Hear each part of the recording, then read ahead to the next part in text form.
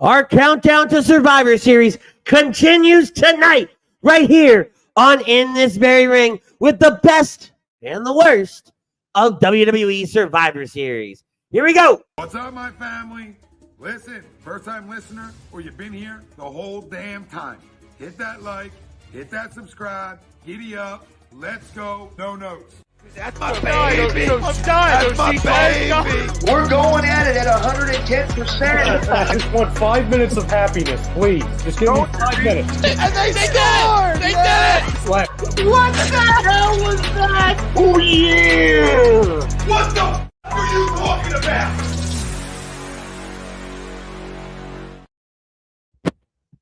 Good evening, ladies and gentlemen, and welcome back to another exciting edition of In This Very Ring, right here, live on A2D Radio.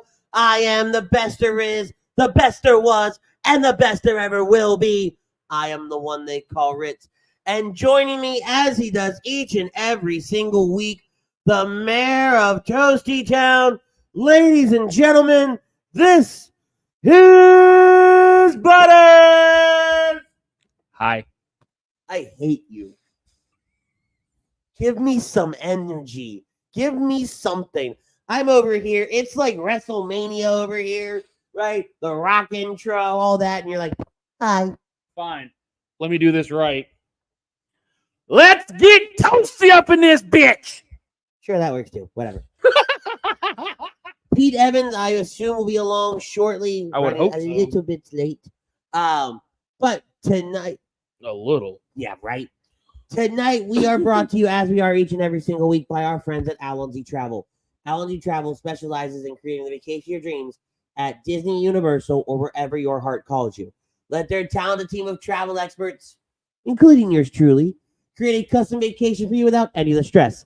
Allons-y on over to allons-travel.com/take the trip to get in touch with myself, Birds of a Feathers, Chuck Moranin, or any of the other talented travel agents that we have at Allons-y Travel. And we thank them for sponsoring tonight's episode.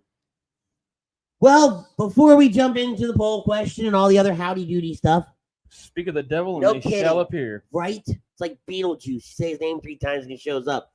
Ladies and gentlemen, he is one of the hosts of Birds of a Feather. You can also find him occasionally on A2D Wednesday nights.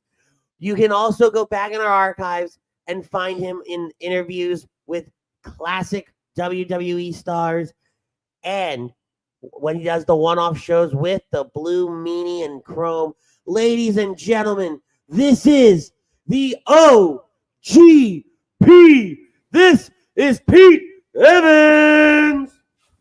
Greetings and salutations, my earthlings. I don't know if you've ever met like a start time on time. CPT, baby. What did I tell you? What did I CPT, so, baby. so before we even go on the air, I said, man, I never thought Pete ran on CPT. And I had to explain what CPT was to this man. Well, I can see that. That tracks. That tracks. All right, let's get into it. We've got a fun one tonight, guys. Our topic of conversation is brought to you by our friends at SpecializedPhysicalTherapy.com. Dr. Paul Vidal and his team, Burlington, Cherry Hill, New Jersey. He's our doc. Make him yours. Dr. Paul Vidal. War Games has improved Survivor Series overall compared to traditional 5-on-5 Survivor Series matches. Agree, disagree. As we continue our countdown in Survivor Series next week, we are taking a look at the past. And in doing so, is War Games, Survivor Series War Games, a better event than just the regular Survivor Series? Pete, we always start with the fashionably late. We're going to start with you.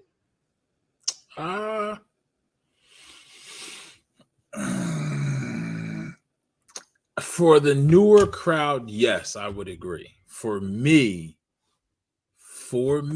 it's a disagree. If I'm answering from my perspective, but I'm old. I've seen every Survivor Series. I remember when it was created. I've seen the good and the bad. I've seen the gobbledygooker come out of the egg. And I've seen it live. We're not talking about it. I had to convince Frank not to put the gobbledygooker as our entire thumbnail tonight. Oh God.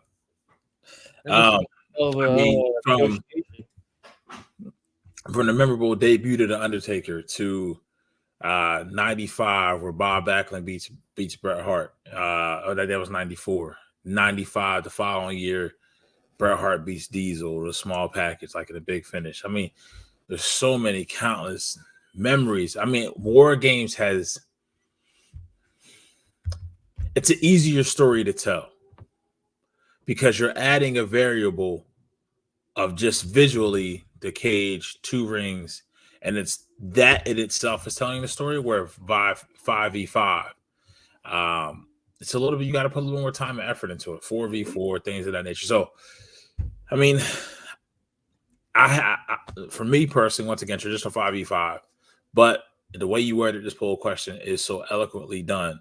So based on this poll question and how it's worded, I would have to agree to the poll because I feel like War Games has taken what Survivor Series is at its core and has pushed it to the next level. I mean, that's what this question is, correct? Pretty much, right? Yeah. The core foundation of it is that at the end of Survivor Series, since they've done War Games, it's a better feel. Like you're happier with the event, the energy, the excitement, the storylines, everything going into it just feel more cohesive than when you have events where it's just headlined by a traditional 5-on-5 Survivor Series match. But Butters, what say you? I think it has compared to, it was great starting out, with the 5-on-5s, and then it just slowly delved into what are we getting into? What are we, what trash are we going to see this year? Because last year was just utter garbage. And War Games to me has, like Pete said, you got the addition of the extra ring. You've got, the 2 steel cages. You just got that extra factor of, potential gore and violence maybe, but more so, I don't know, it's just got an added oomph to it to me that's added a little extra to Survivor Series. I can see it. So, and I'm kind of torn with Pete, right? There is a part of me that wants to agree because of how I broke the question down, right? At the end of Survivor Series, and especially heading into, next week, we've got cohesive stories in these multi-people matches. From the Judgment Day versus the faces of Raw. Then on the women's side, we've got Damage Control kind of against everybody, but then that little interfaction, I don't want to say drama, but if you watch tonight specifically, you saw lines starting to form, cracks starting to form within Damage Control, specifically around one person. And I think back to, and we talk about Survivor Series with the traditional 5-on-5s and the brand versus brands, right? When you think about those, and I call back to, I've said it before, and every time we come to Survivor Series, I talk about it. What is my absolute favorite thing about the build to Survivor Series? It is the brawl to close out the go-home show every year. The Raw versus SmackDown. The one year was Raw versus SmackDown versus NXT, and we got that incredible shot at the end of Keith Lee hitting the Spirit Bomb. So there are so many different avenues through that make that build so much more exciting. But then I look at the actual events, and unless it was a Raw versus SmackDown in the early 2000s, or when it was Team Cena versus the Team Authority in 2014, a lot of these matches didn't have anything coming off of them with immediate payoff. Your payoff would come weeks or months, down the road at the Royal Rumble, at WrestleMania.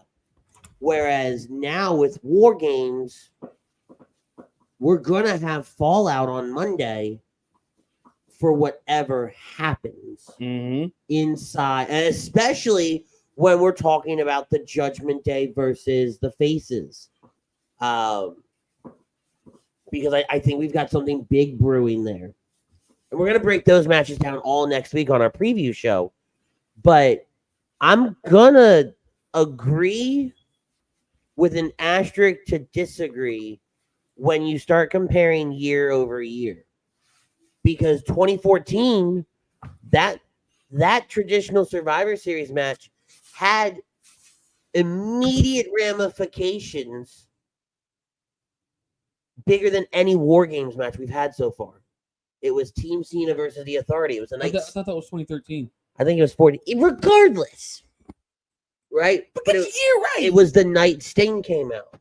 Correct. It was the night that the Authority was without power, right? Like so many different things had come to pass. So I definitely think that this is one where I agree to it, but then if we were to sit down and take year after year, man, somebody When did he start taking your side? Today, and I'm all for it. Hell. But when you start comparing year after year, or we take 2014, compare it to 2004, right? Or 2022 to 2002. When you start doing that, that's when it's like, well, maybe I agree, maybe I disagree to the poll. Okay. I have a rebuttal to that when you're finished. Oh, that was the only thing I will say to make me agree to this poll more is the fact that you would get these buildups for these 5v5s or these 4v4s. You would get the brawl for it all to close out for the go home show before the pay-per-view, whatever it was, Raw or SmackDown, right? The problem is sometimes with the traditional 5v5 or 4v4 Survivor Series matches, the match didn't match, pun intended, what the buildup was. You would get some of these matches that would be one dominant team. Then you would get your traditional Survivor Series match that would come down to close. But a lot of times people were getting knocked out early that you thought would carry more weight. So with War Games as it's currently constructed, I think it allows you to hide some of that booking decision because it's only one pinfall, and it gives those talents who, all right, like a JD McDonough in this situation, he's going to have a spot. He's going to have a time to shine in the match, whether it be with who. It's almost like a 1v1, going to be a traditional tag, 3-on-2, a handicap match, a traditional 4v4, and then we get our traditional 5v5. But I think if you put this match in a traditional Survivor Series match, JD McDonough is going to be the first one eliminated or second one eliminated. And then what does that do? What does that do from him? What does that do for him there? So you go back to that 2002, you go back to that 2014. That was the year, because the only way I know this is because the following SummerSlam was 2015. And that's when Seth cashed in Money in the Bank. So in the Survivor Series 2015, no, it was Night of Champions 2015. That's when Sting got hurt. But I say that to say this: it's like with War Games, the visual of it once again allows you almost. Just like the Rumble, right? We all know about the Rumble. It's hard to fucking work that long with that many people and make it look cohesive. With War Games, 2 rings and a cage visually, you only got so many camera angles. Now, if you're there live, you're going to see it. It is what it is. But from a visual perspective, as they're presenting it, when you're watching it on screen, you're in one ring. You can't. There's going to be times when you can't see what the hell's going on. Dudes are just going to be chilling. Right, so it's a lot cleaner in that aspect. Well, and to tell a story, and for guys long term after War Games, after the match. And to break off of that, we got a couple comments I want to go to as well. When you think about the fact that War Games doesn't start until everybody's in the ring, right? So you're talking quick math, minimum 12 to 15 minutes. So they do 5v5. You got the first 5-minute session, and then 2 minutes after that. So that's 8. So it's like 15 minutes. Yeah, so it's like 15 minutes before the match even begins. Right. Right? And then you're probably going to go another 10 minutes on top of that. You mentioned how you have some where it's just a very dominant team. And I call back to Survivor Series 2006 in Philadelphia. I was there. It was my first pay-per-view. I was very happy. That's a great story to tell as well. We'll probably tell it later on in the show. But it was Team DX with the Hardys and a very, very young CM Punk. Okay. Versus Team Rated RKO. I think Snitsky was in there, and I forget who the other two were. Mike Knox, because he was the first eliminated. But Team DX just completely ran the gambit, and nobody got eliminated. It wasn't a fun match.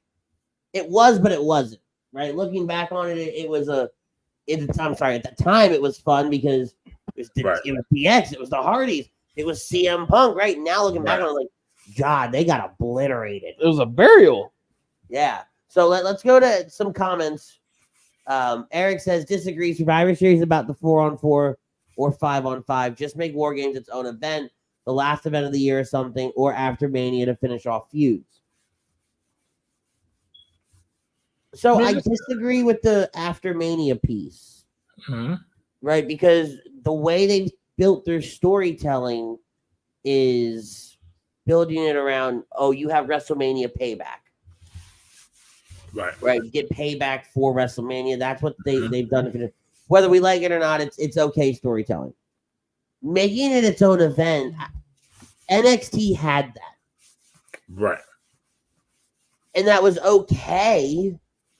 Right. But the biggest problem with doing this as its own event, and even we're going to see this next week when we watch the whole show, not every match is contested inside the cage, inside both rings. Yep. So you have just an empty ring chilling there all night long.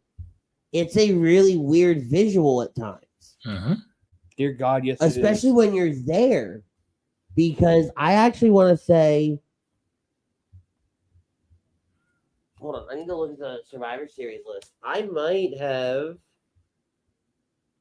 I think the year that the Survivor Series was here in Houston, I think NXT was doing War Games. Yeah. What year? This was 2017. It was NXT War Games. I think that might have been the first year they did War Games. And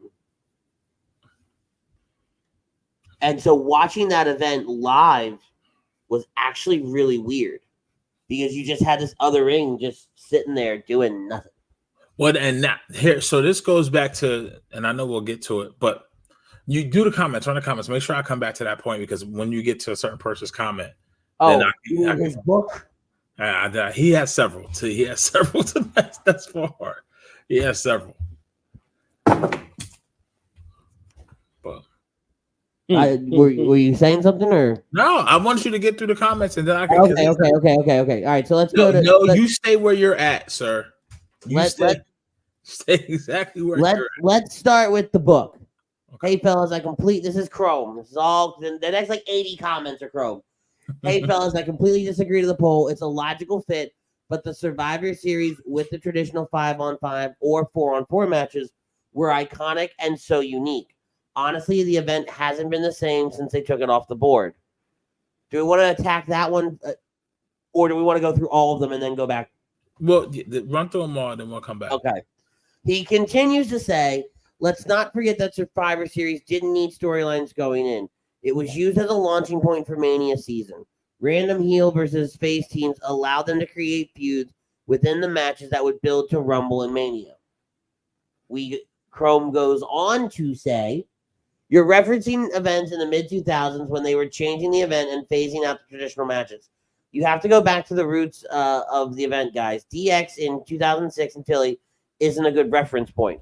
Well, first of all, it's a good reference point when Pete says that you have one team completely dominating inside a match, because I'm pretty sure they did that. Yep. Oh, wait, they did because I was there. Right, and then also to his point where he's talking about launching point for Mania and Rumble, that was before Rumble winners were actually going. I think if you go back to here's the thing, and I get Chrome's point, and once again, I'm older than him, so I mean, I don't know why he's saying you have to go back to the origin events. I was fucking watching it, so I don't give a shit about the one side of the screen. I'm talking about myself, and I preface by saying, if you go to, wait a minute, you don't give a shit about us? No, I do, but when he says that shit, I just make sure I have to differentiate. What I'm saying is, I get it, right? I remember the Ultimate Warriors. I remember Warrior giving this promo, and they would just be a hodgepodge of guys, right? Throwing this thing together. You can go back to, I think, Survivor Series. I want to say 90. I think that's where they started the Jake Roberts, Rick Martel, which led to WrestleMania 7 and the blindfold match. I get that, but with all that being said, Survivor Series. How can I say this? Even so, and I think a lot of it has to take the War Games part out of it. Take the traditional 4v4 or 5v5. I think a lot of it is, and what he says you didn't need storylines going in. That's true for what it was. It was a throw these motherfuckers together, do some work. After that night, it's over with. Where Trips now is not. This has been brewing. So the storytelling and the time invested into it goes back almost the whole year. Ever since May. And when Seth won the World Heavyweight title, and whatever the World Heavyweight Championship, whatever we call it, in May, ever since then, he was defending against Finn. He defended against Finn pretty much all summer. So he's been involved with the Judgment Day. Then since September, you had, Cody, matter of fact, what was the one they did in England? I can't think of it now. The Castle. No, not that one. They won in England this year. Where Cody, where was it Extreme Rules or Money in the Bank? Money in the Bank. Was it Money in the Bank overseas? Money in the Bank, I think, was overseas. Overseas. Yeah, so then you had Cody and Dominic. So you've always had a rub with these guys at some point for the last 5 or 6 months. So honestly, this 5v5, it wouldn't matter if it was in War Games or not, because it's who's in it and the story you told to get there. So I get Chrome's point, but even at that point, I'd rather have what I have now versus what I had then, because it's more invested into it, right? So traditionally for this particular War Games match, this 5v5, you really don't need the cage, in my opinion, to tell the same story, right? That's you don't need the cage to tell the same story, but it just enhances it, because some of those shits was just duds. They felt great, like you said, in the moment in 2006, it felt amazing, right? But then going forward, what was it from there? From this point, next Saturday, this isn't the end of it. There's going to be more to come, where you're going to get the Priest being kicked out, right? Or being phased out, whether he's the champion or he's not the champion. That's another storyline to tell from that. They weren't doing that shit in 19. I want to say the first Survivor Series, I want to say, was either 87 or 88. I got the list here. Keep talking. It was either 87, it may have been 89, but I want to say it's either 87, 80, anywhere between 87 and 89. 87? Yeah. And that was probably the Mega Warriors versus I was one. Whoever else. Not the Mega Warriors, the Mega Powers. Because that's when was that when they were cool? Hold on. Where is it? No, that was the next year. Yeah, no, that's not on this one. So this one had what was the marquee match? It had 3 5-on-5 Survivor Series matches and 1 10-on-10 Survivor Series match. Hogan was the champion there. I believe so, because that was WrestleMania 3. That was King Kong Bundy. Yeah, but these were just these 4 matches, right? Hogan's not on this card. Where the fuck was he at? Oh, yes, he is. He is. There he is. It's Bam Bam Bigelow, Don Morocco, Hulk Hogan, Ken Patera, and Paul Orndorff versus Andre, Butch Reed, King Kong Bundy, One Man Gang, and Rick Rude. I think this is Survivor Series right before the Saturday main event where they stripped him of the title, whatever the crazy shit that happened. But besides the point, right? You started to go down a path of something, and I want to expand on it, because you started and then you kind of hit a Yui and came backwards. I think Survivor Series of the way Chrome's talking about when he wants to say go back to the 90s, right? One, I wasn't watching wrestling in the 90s, right? So I wasn't following the week to week, everything like that. So I go back and watch those things now. I'm like, well, this is campy, Right. It doesn't fit. So I can't use the 90s as a reference point.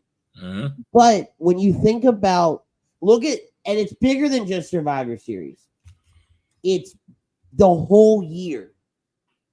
We sit here week in and week out, and what do we talk about? The future. We know what the card's going to look like at Survivor Series next week. And what's the one question on everybody's mind? What's going to happen at the Royal Rumble? Who's going to win the Royal Rumble? It's going to be so-and-so, because then that person's going to go on to WrestleMania. We're looking ahead. At that point, nobody was looking ahead.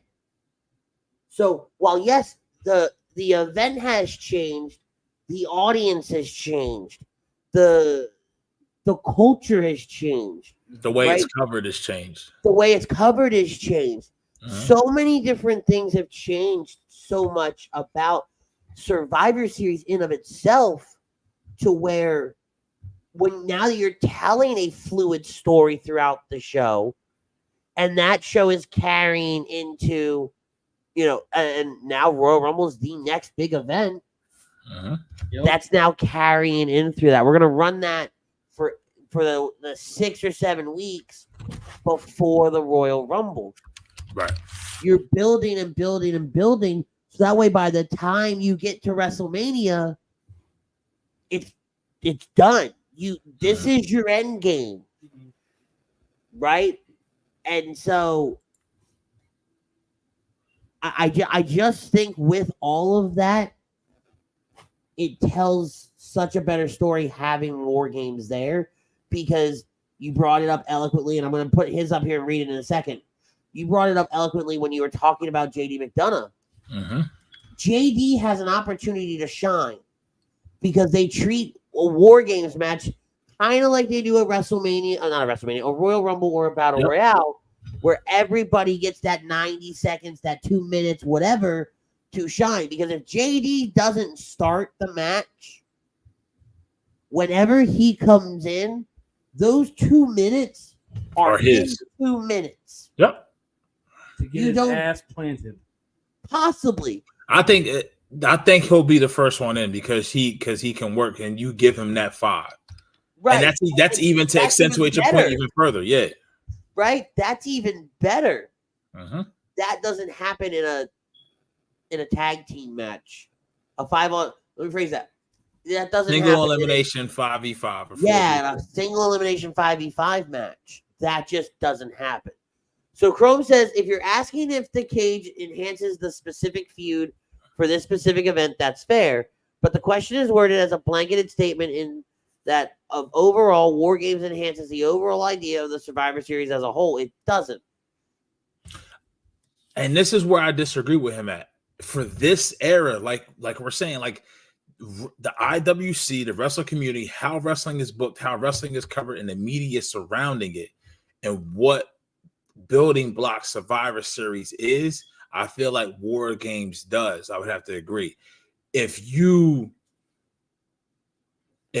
like having a match 5v5 or 4v4 and only having 4 separate fucking pinfalls, you have guys taking pins to finishers that you've seen them kick out of 2 weeks ago on Raw, which is all on booking, which is all on booking. So that's bad. And let's keep in mind, I don't mean to cut you off, but let's keep in mind, this is only the second War Games on Survivor Series. Right. Yeah, last year was the first. I thought this was the third. No, they didn't do one. And here's the thing: War Games works, and War Games worked in NXT from the concept. But now, when you take said concept and then you throw in bigger stars, bigger names, more recognizable names, it's definitely going to fucking work. You see what I'm saying? Like, you're taking your hottest faction on Monday Night Raw in the Judgment Day. And SmackDown. Well, no, let's just focus on on the men's side of things right now, because no disrespect to the women, but Pete's comment right there was you're putting more recognizable stars, right? So you take the hottest faction in Judgment Day on one side, and on the other side, you've got Sami Zayn, Jey Uso. Oh my God. Cody Rhodes. Cody. No, I'm saving Cody for the end. Who's the other one? Sami Zayn, Uso, Seth. Thank you. Seth Rollins and Cody Rhodes, which arguably Cody Rhodes is the most recognizable name, probably 1A, 1B to Seth Rollins right now. And I mean, and just to accentuate that point, his fucking dad started it. Right. And Dusty starts this. Yes. Okay. There is so many different elements here that make this easily one of the most high profile War Games matches in of itself. Before anything else, before we talk about events, before we talk about, NXT versus WWE or back to the NWA days. You talk about recognizable faces. I mean, after tonight's SmackDown, we may have another recognizable face on teams for Cody's team. If they go that route, which is on the table because who joined Charlotte's team? Yep. Exactly. Yep. Which by the way, fuck you guys. I said that last week or the week before. I said it, and I was like, no, they're not going to do cross brands. Bite me. But I don't want Chrome to hijack the show, but go to the previous comment, not the one that's most recent, the one before. If you were fucking watching, I literally said it was the debut of The Undertaker at Survivor Series. It gets no bigger than that. So I don't know what you were watching where anybody on this show outside of me said that they don't make stars in Survivor Series. I said that shit. So that Rock shit, Rocky Maivia coming out there spinning and twirling with the cheetah print on him, fuck that compared to The Undertaker. Like I don't know. Don't pick apart the fucking words what you're talking about. And then also go to his next comment where he talks about over 2 decades. The fucking fans now are not even in the demographic set. Those two dudes who you talk about 20 years ago are 18 to 49 are now the whole fucking demographic, dude. What are you talking about? God damn. I love it. Yeah. All right. So look, my dog is scared because he just got up and he's leaving. He's like, Dad's on this shit again. Dad's on this soapbox. We're gonna go to commercial. We're gonna Pete a minute to calm down. We're gonna go to commercial. We're gonna come back and we're gonna start with the best of Survivor Series. Okay. All right. So hang out, guys. We're gonna be right back. This is a message from our sponsor, Royal Billiards. We will be right back. Royal Billiard and Recreation, proudly celebrating 40 years and our new, bigger showroom. Twice the size and twice the fun. More pool tables by Olhausen. More dartboard sets, including custom reclaimed backboards. More bar and kitchen stools that can change a room. And more bars, including pre-built and custom. Hot tubs, skee ball, shuffleboard, outdoor, and fun. Royal Billiard and Recreation, your ultimate game room store. Now located on Bethlehem Pike in Colmar. We want to thank Royal Billiards for sponsoring this next portion of our episode. Find all your game room needs and man cave needs at royalbilliard.com. Oh man, Damien. What the hell did I click on? I swear I thought this was a wrestling show, not an episode of Maury. Don't tell me stop. You listen, Chrome. You can't tell me I'm older than you. I saw wrestling events live before you were even a fucking born. You were twinkling your dad's eye in his left nut. Like, what the fuck are you talking about? Like, dude, I'm gonna hold you accountable for what you say on the show. You made a comment that said nobody said there were stars made or Survivor Series. No one said that shit. And then you want to really throw the Rock as his great debut at Survivor Series over the Undertaker? Come on, man. Get a clue. Those 2 years is 8 events because they were doing 4. They were doing 4. 4 plus 4 is 8. Best of Survivor Series because he's not going to shut up. He's not. He's doing his dad bod Ravish and Rick Rude shit right now. I can't. All right. So Survivor Series has been around since 1987. We've kind of touched on different aspects throughout when it comes to different debuts and matches and different things like that. I want to get you guys to weigh in. Mhm. What are some of like your bet in your opinion, right? This is all strictly opinion based. Let's start with the best moment. Right? What's the best moment from Survivor? And it could be anything. It could be absolutely anything. Best moment personally, or when you look back, the best moment that ever happened for the company, the biggest moment. Do both if you want. Biggest moment, hands down, is Undertaker. It can't be anything else. Yeah, no, that's without him, without Survivor Series, there's no Undertaker.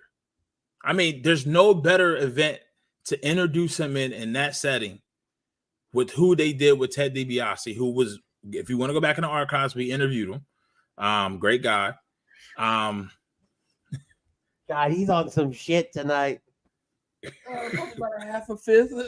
Can't wait to hear the so you guys started watching. Dude, it's whatever. I can't. Moving on. That comment is completely at y'all. The people that are 30 and younger. Sir, I'm 37, so And you want a cookie? he said 30 or younger. I'm 37, so I'm 31. So all right, well then I don't know. Maybe Chrome just can't tell time, or he just can't carry the one. I don't know what the fuck. Chrome can't math. Can't math when you retired. Fuck, man.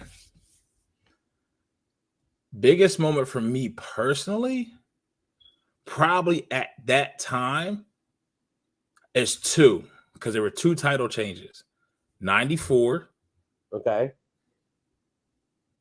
Yeah, 94, because that made Diesel, because at that time Brett had just won at WrestleMania 20. He had just beat Yoko. You know what I mean? Like he was that dude. That summer WrestleMania 10. Yeah, I'm sorry, WrestleMania 10. I'm sorry. My math is off. Once again, I hold myself accountable for the shit I say. Unlike some others. That's all. But then you had SummerSlam that year. It was Owen versus Brett in the cage at SummerSlam. Then you had Owen costing the title at Survivor Series, gateway to the house show that led to Diesel, right?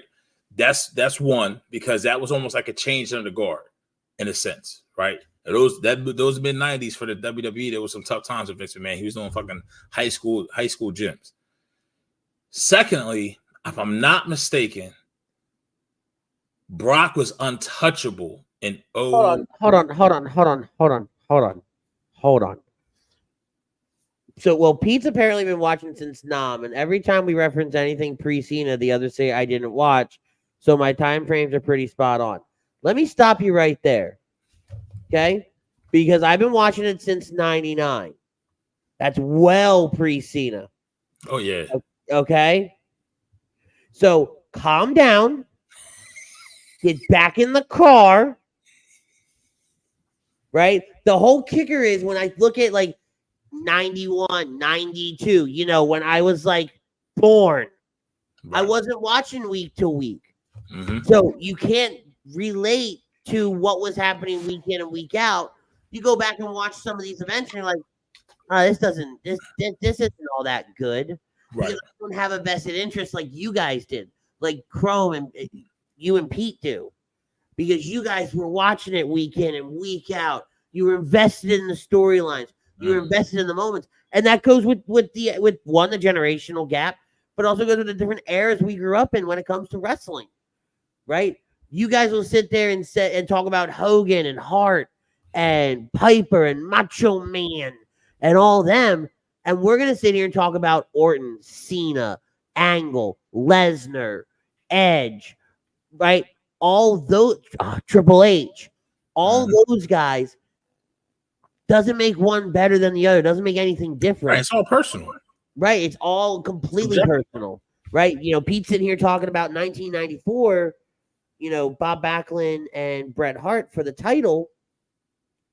Right. I didn't watch that. Right. But then my next moment, you would definitely remember because you just said his name. That whole whirlwind, the crown of the Brock Lesnar at SummerSlam 03, I believe. Survivor Series 03, what happened? It's the first time my man was ever pinned. 1, 2, 3. Now Heyman turned on him, and Big Show ultimately it was a bridge to do what they wanted to do, or maybe at 02. I think it was 02. Hold on, I'm Yeah, looking at it was right 02. Because he ended up getting it back at Safeco Field at 03 in WrestleMania 19 from Angle. Right, and what's funny is that moment was actually just on WWE's Twitter. What, the 2002? Yeah, because Paul Heyman turns on Brock. Yes, because at that point, Lesnar was running through everybody. I think the month before, I think he did Hell. It was that when him and Taker did Hell in the Cell, or was that they may have feuded in 2003? But the point, needless to say, you hadn't seen Lesnar be touched. He wasn't tarnished at that point, and that was tarnished. Also, you talked about it earlier. The Sting moment is so many big moments. It's so subjective, right? So I'm interested to hear what you and Butters have to say. What your moments are. So for me, like, and again, right? If you know me and you've watched this program, I am probably one of the biggest Undertaker marks ever, and Undertaker's debut is so pivotal to not just Survivor Series and not just to the WWE, but the pro wrestling in of itself. Here is the introduction of a character and a person and a talent that would go on to transcend itself over the next 2 decades. Nobody knew that at the time. So, which makes the moment where it's Undertaker and Kane versus the Wyatts 20 years later so impactful, because Undertaker's incredible entrance through that, right? Undertaker, they call Shawn Michaels Mr. WrestleMania. Undertaker was Mr. Survivor Series. That was his event. I like Damien's comment here, right? Where is it? Best moment, Montreal Screwjob, because it wouldn't have happened. If it wouldn't have happened, we wouldn't ever had Brett in WCW. 96, right, is such a pivotal time because of Brett jumping ship. It was somebody who was sitting at the mountaintop. Yeah, Kevin Nash, Hogan, Scott Hall, they all jumped ship. But at the time of Hogan jumping ship, he just kind of floundered in WCW. Yep. Until the NWO stuff happened. Brett jumped ship at the peak of his popularity as the champion. Right? He went into that night as the champion, and coming out of it and everything that spawned off of it, the 20 years of staying away from the WWE. Not 20 years. The 15 years, whatever it was, staying away from the WWE. I think for me, it was personally, it was Sting. And more so, other than Survivor Series 06, just that whole event, because it was my first pay-per-view.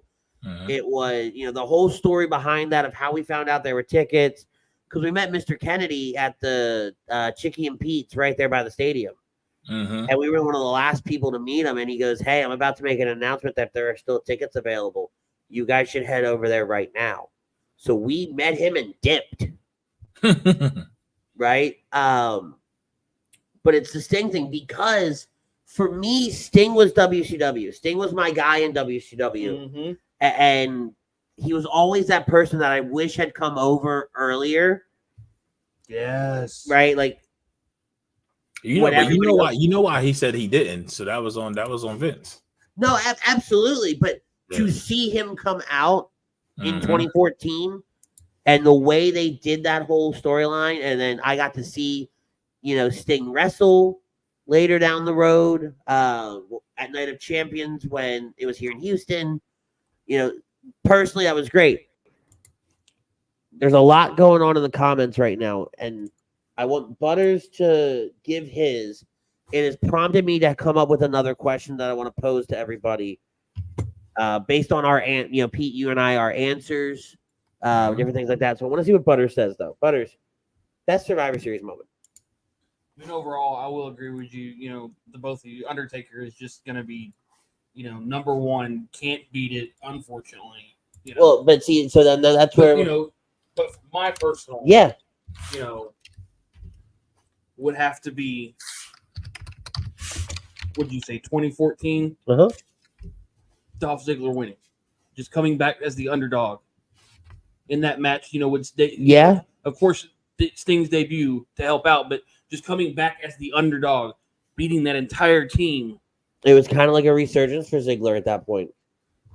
But I felt, you know, the aftermath, unfortunately, I felt like they dropped the ball on Ziggler for that. But, you know, for me, best moment. So it makes me want to ask this question, though, because we've all collectively said Undertaker was such a pivotal moment, right? And while, again, I'm pretty biased because I'm an Undertaker guy. You almost forget that the Montreal Screwjob happened at Survivor Series. I did. I honestly did. When I'm like, oh shit, I forgot. Like it because that is one of those moments that it's bigger than the event. It's bigger than everything. So is it safe to say that, you know, or in our comment section, a lot of people brought up the Screwjob. Is it safe to say that that moment is like when you say Survivor Series, you think of two things. You think of Undertaker and you think of the Screwjob. Which one, though, is more important? Undertaker or the Screwjob? That's shit. If that was ever a loaded question. To me personally, you know, I know my opinions are always a little crazy, but to me, it's Undertaker over Screwjob because I feel like Screwjob is one of the worst parts of Survivor Series, in my opinion. See, but all right, so this is what's going to surprise you. I disagree to that. And the only reason why, and I hate when I do this because it just hurts me to my core, is I agree with this cheeky son of a bitch, Chrome, when he says the butterfly effect of the Screwjob is probably the most monumental moment in pro wrestling. Mr. McMahon is born, which in turn created the legend of Stone Cold versus Mr. McMahon. Yep. That piece right there, Vince becoming, and it was organic. It wasn't like Vince said, all right, I'm going to screw Brett and I'm going to become the biggest villain on TV. No, it was, I'm protecting the company. Yep. Wait, I'm the asshole? All right, screw it. Let's go. Yeah. And then that gave us Austin. Gave you the whole Attitude Era. It literally kicked off the Attitude Era. So which while he yes, was a part of. Right, which a big part of. Yeah. That was his, I don't want to say his peak because I don't think he ever came down after that. But that was really a big high point for him. It was the first time he was mainstream, you know, in that top 4, top 5 discussion, consistently. Right? So as much as I'm a Taker guy, I have to go with Screwjob. Yeah, I mean it's probably the biggest moment in Survivor Series history, period. It's one of the biggest moments in wrestling history. Yeah. I mean, and I think Vince would have been more open to what Brett wanted to do had Alundra Blaze not did what she did, because that predated that. Yeah. Correct. So if that doesn't happen, then Vince doesn't have any precedent to be so guarded to not to have it being open-minded to what Brett wanted to do. Not dropping it here. I think Brett wanted to drop it the next night. Yeah. Yeah, I believe that's how it went. He wanted to drop it the next night. But, I mean, Brett, ultimately, I don't ever think Vince doesn't strike me as someone who wants to, if he knows what someone is worth, I think Vince has a very good sense to pay that person what they are worth. So if they were off on money, ultimately did not get a new deal done in 97, then that should have told Brett everything he needed to know. And by all means, go get your money. Yeah, absolutely. Like Vince wasn't stopping anybody. Like, go get your money. Yeah, go get it. Like, hats off to you. So in that same sentence, what's the worst Survivor Series moment? Worst. Oh, me? Gobbledygooker. It's like, thank you. Bullshit. One of the dumbest things I've ever seen in pro wrestling is the gobbledygooker. Oh, come on. He ain't so bad. Wasn't it like, didn't we think it was going to be Warrior or something? Like, wasn't the Warrior, I wasn't watching at the time, but that was something, the gobbledygooker, because I was so, like, when WWE 24/7 had kind of kicked off on Comcast back in the day. Mm-hmm. It was right around Survivor Series, if I remember correctly. And so they had a lot of Survivor Series stuff on there. And I remember watching that gobbledygooker segment. And I'm like, what the hell is this? So I got on the internet and started looking it up. And I do believe it was Warrior that was supposed to be, at least thought to be in the egg. Which would have been really stupid for Warrior. Like, if you give me a pick, all right, we're going to pop out a man-sized turkey and call him the gobbledygooker. Or we're going to pop out the Warrior. Yeah, give me the man-sized turkey. Yeah. Give the fat man the turkey. But take the gobbledygooker out of it. Do you have another one? Because we all agree that the gooker sucked. Yeah. Sure. You don't agree? Hold on, stop. I like the gooker. But for what reason? Outside of the looks? Like, what was the purpose? I don't know. I just like the gooker. I'm goofy like that. Is it because he looks like a giant beanie baby? No. Maybe it's just a giant turkey. I don't know. Ah, your fat guy card's playing it. There it is.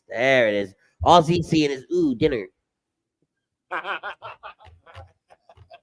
But so take out the gooker. What's the worst?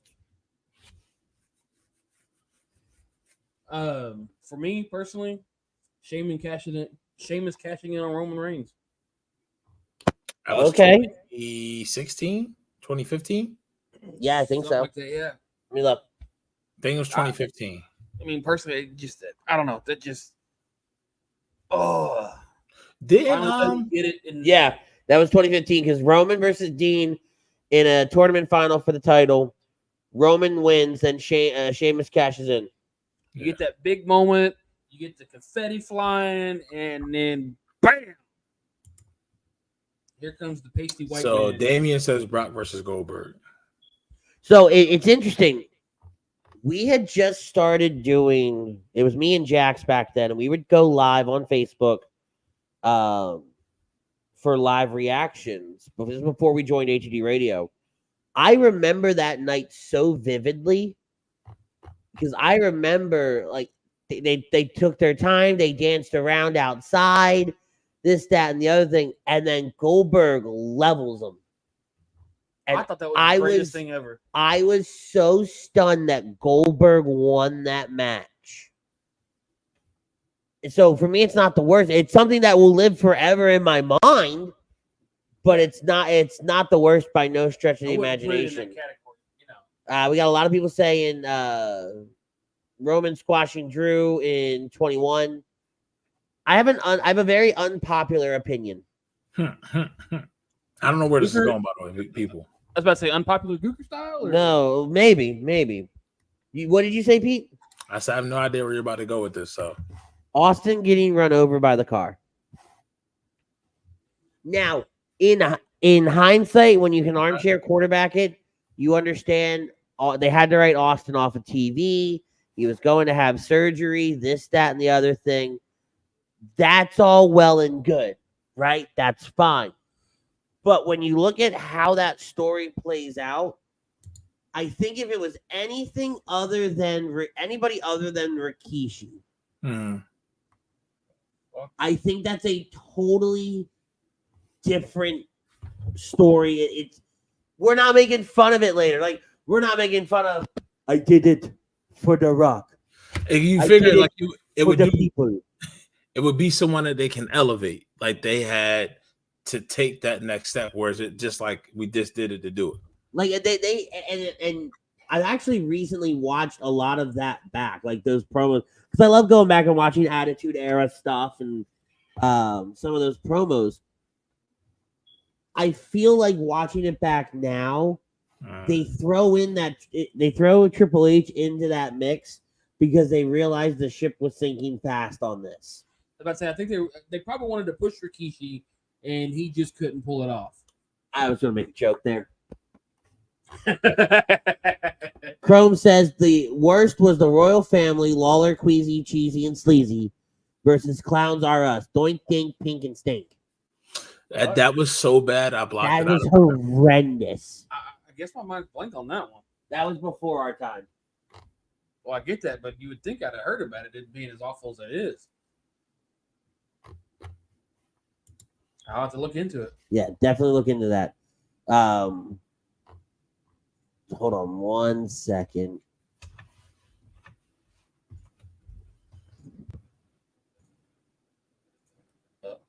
Yep. But so moving off of that for a minute, right? What do you have a favorite like traditional 5-on-5 Survivor Series match? I'll probably say 14. With Cena versus the Authority. They were telling. It's hard for. I'm actually, as we're talking, as you guys have been talking, I've been going through each card from each year. I can hear you clicking over there. Just to trying to see who or a match that would spark my mind like that, and I haven't found one yet. Outside of what that meant for Dolph at that time, where the Authority was at that time, that was pretty big. I mean, then you have that one. Well, you said it was 2017, where it was Raw versus NXT. The moment for Keith Lee. I know, was that 2018? That was. That might have been 2018. Team Raw versus Team. Then you also got the 2012 one with Nexus. Yeah. That was pretty big just at that point, and what they were meaning at that time as far as how they had been booked. But yeah, I mean, let me just come back to me because for me, I'm sorry. The Raw versus SmackDown versus NXT, that was the following year. That was 2019. So when I think of 5-on-5, oh shit, he's here. Ladies and gentlemen, it's Chrome. I mean, damn, I'm chatting so much, I may as well just jump on for a little bit. I'm not here to fight. Pete. Then don't. So let me ask you, Chrome, what's your best Survivor Series moment? Yeah, I mean, it's definitely got to be, I was on board with Taker because it took me a minute to remember the screw job, but kind of like I put in the comments, right?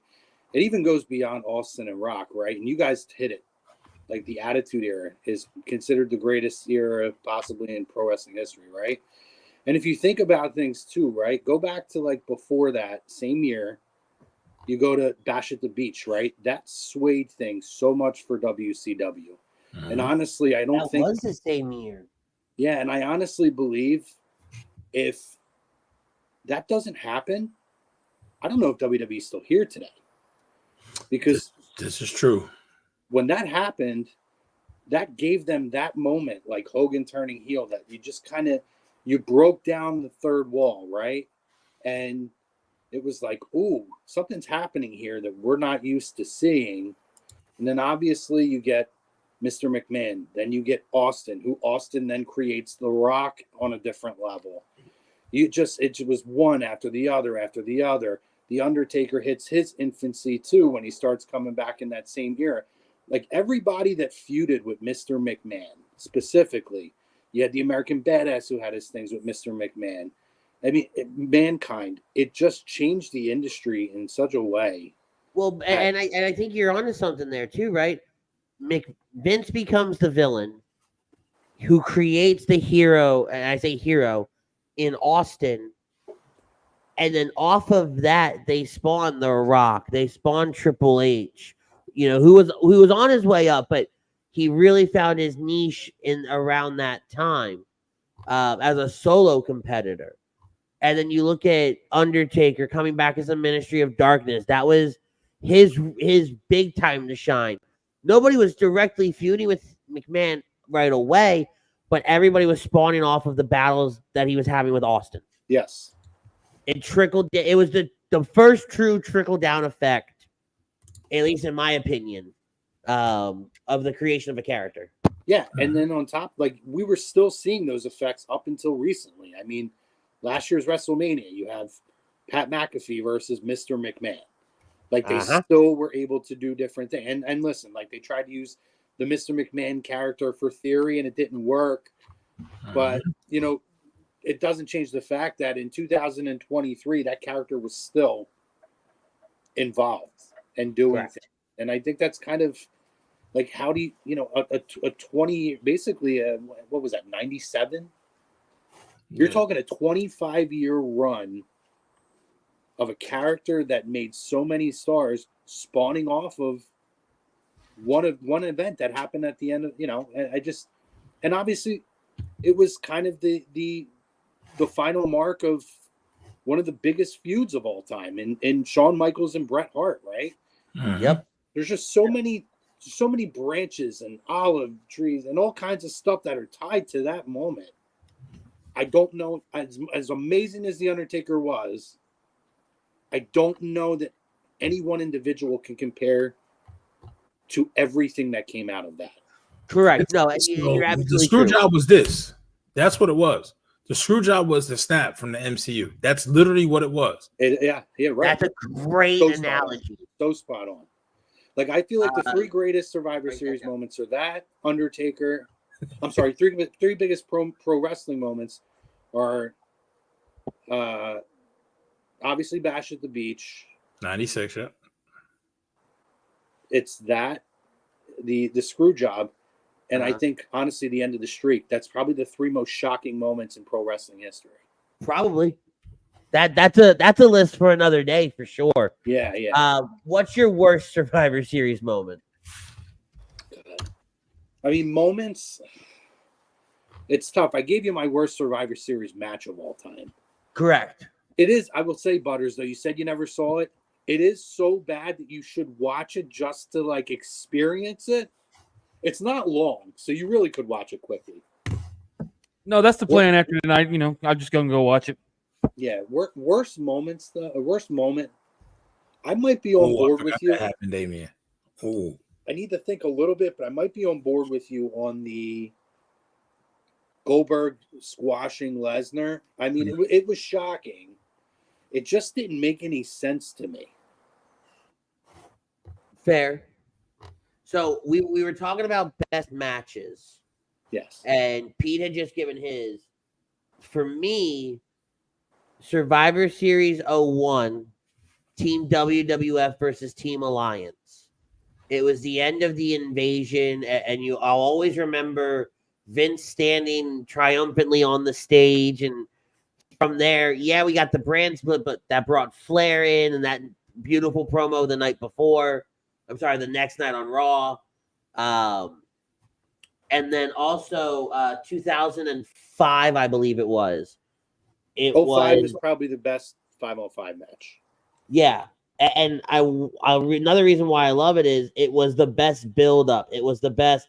Like, I remember when they were going to the other shows, and at one point, Kane and Big Show put Batista through the windshield, right? Because Batista had that messed up shoulder, so they had to write him off for a little bit to get him ready for the match.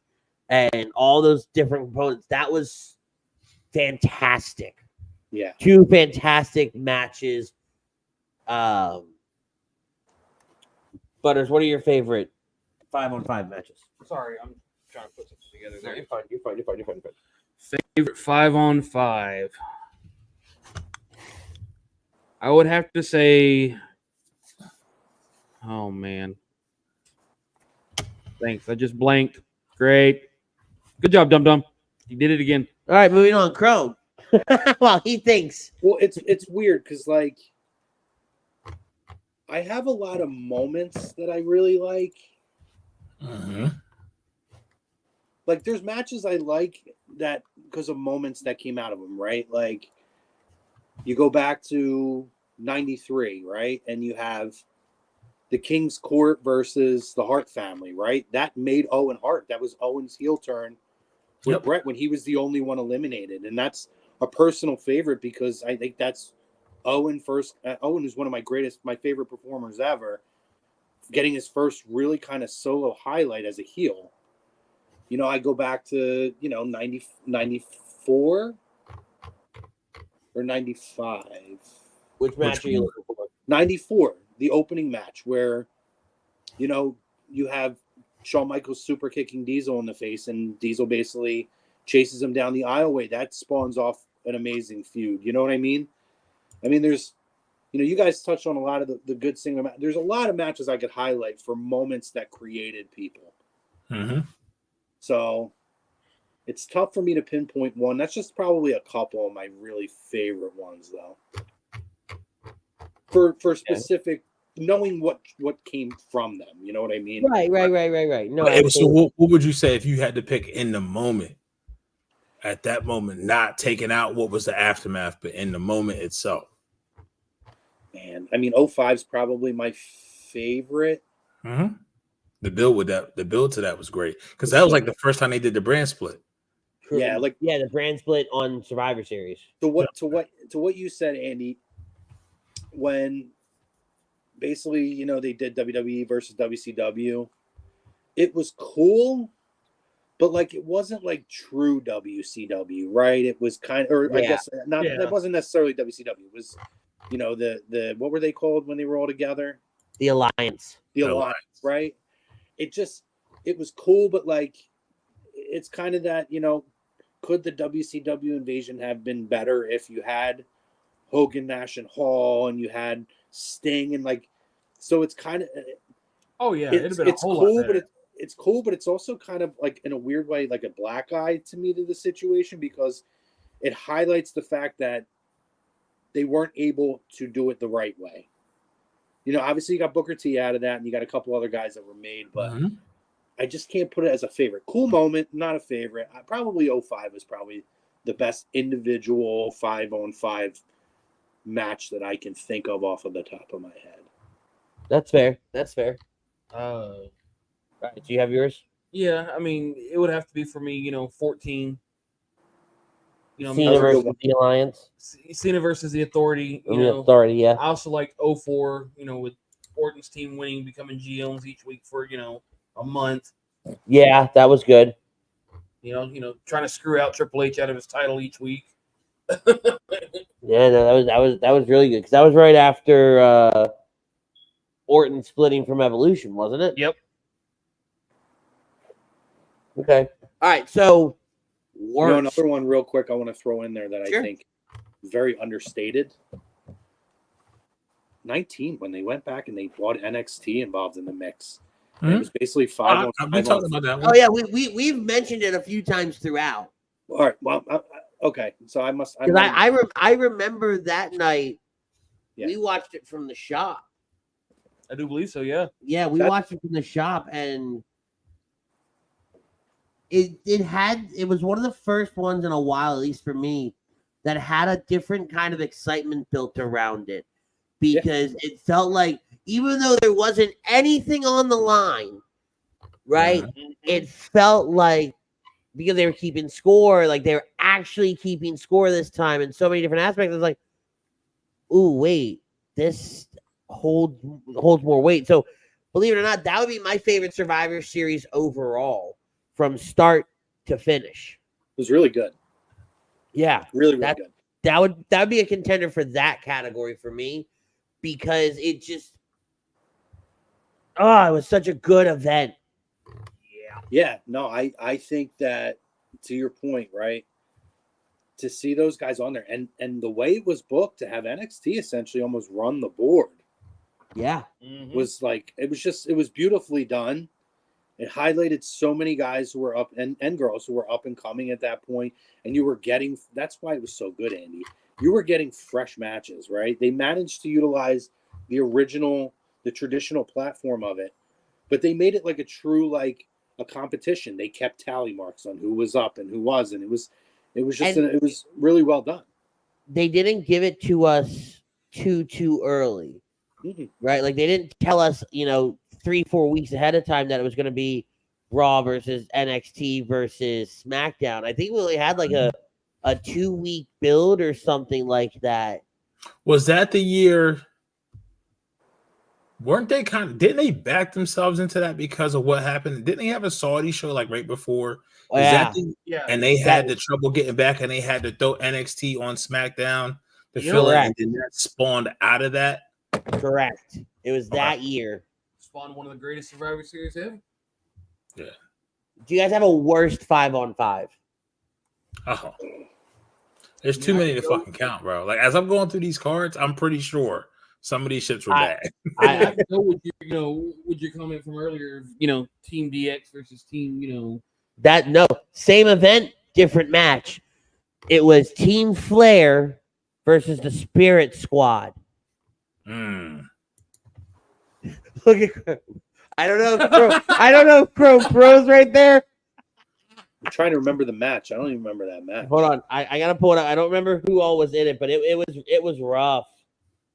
I just did a little fun note. The 2018 promotional poster had AJ Styles on as the World Heavyweight as a WWE champion.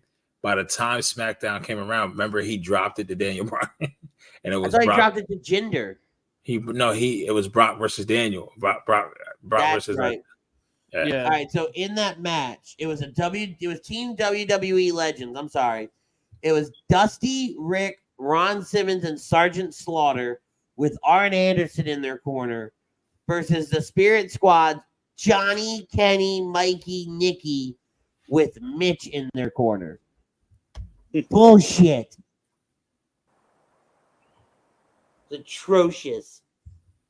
And Ric Flair was the sole survivor. God, it was so bad. Oh. I pulled up a list of the worst matches of all time. Yeah. Actually, I remember this one, and no disrespect to the ladies.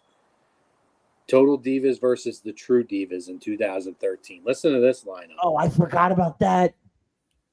JoJo, Eva Marie, Oksana, Summer Rae, and Rosa Mendez were in this match. Oh. AJ Styles. AJ Lee was in this. Yeah, not a great lineup. See, one of my favorites they have is the #1 worst match of all time, though. Team Doink versus Team Bigelow. Classic. Who are you? Classic. An old head. I mean, there's some really bad ones on here, though. Oh, man. Here's one. Here's one you guys will like. I remember how atrocious this one was, too. Val Venus, Mark Henry, Steve Blackman, and Gangrel versus the British Bulldog and the Mean Street Posse. Who cares? Oh. You remember the Mean Street Posse. Those cards. Good old Pete Gas.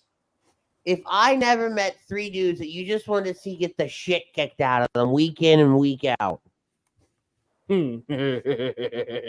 Oh, my God. Here's another one for you. Oh, God, this one's atrocious, too. This is when they were doing 4-on-4, though.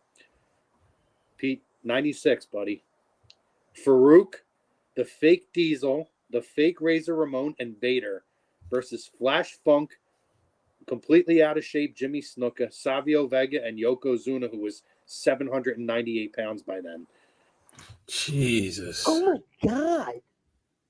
Yeah, there's bro, I'm telling you, some of these, that's why I said you go through these cards, bro. It's like.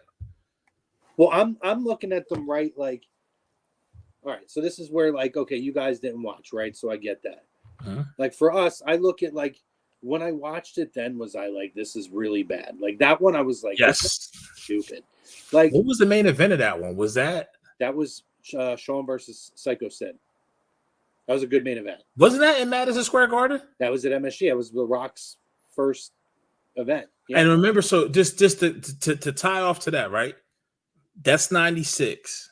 That's November 96. You literally just had Bash at the Beach, which this is, like you said, if Screwjob didn't happen a full year later, where that was, if you're this was almost like what the craze AEW was versus WWE, when you just had, and you had the face of all faces just turn his back on each of Vitamin, Say Your Prayers, all that, right? And then you were watching Farouk Vader. Not good. No one said it was good. Bro, sometimes they were literally doing high school gyms at that time. It's weird. He was bleeding money. Well, that event is really weird, right? Because like there are some of the worst matches that have ever happened on that card, but then there's also some of the most monumental. That was when the Undertaker came back after the Boiler Room Brawl and faced Mankind again. That's when he came back with the purple. That was the first Brett versus Austin match. Yep. That was Sid versus Shawn Michaels. That was The Rock's debut. So there's a lot of good that came out of it. But if it wasn't like that, there was some real bad that came out of that too. Mm-hmm. So, anybody else have anything for worst 5-on-5? Because then I want to go into the best non 5-on-5 match. Right? There's always other matches on these cards, right? Whether it's a championship match or a tag team match or something like that. Is there any that stand out in y'all's minds as arguably some of the best matches? Yeah, I mean, best and pivotal. Is that pivotal a word? Pivotal. You'll get that. Yes, a year. I'll go with pivotal though. We'll make it yours. I'm gonna own it. I'm stand on it.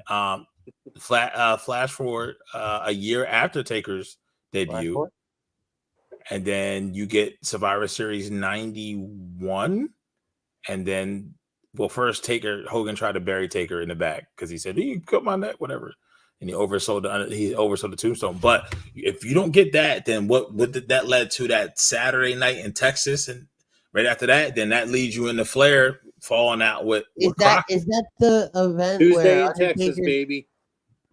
Was that the event where Taker tombstones him on the chair? Yes.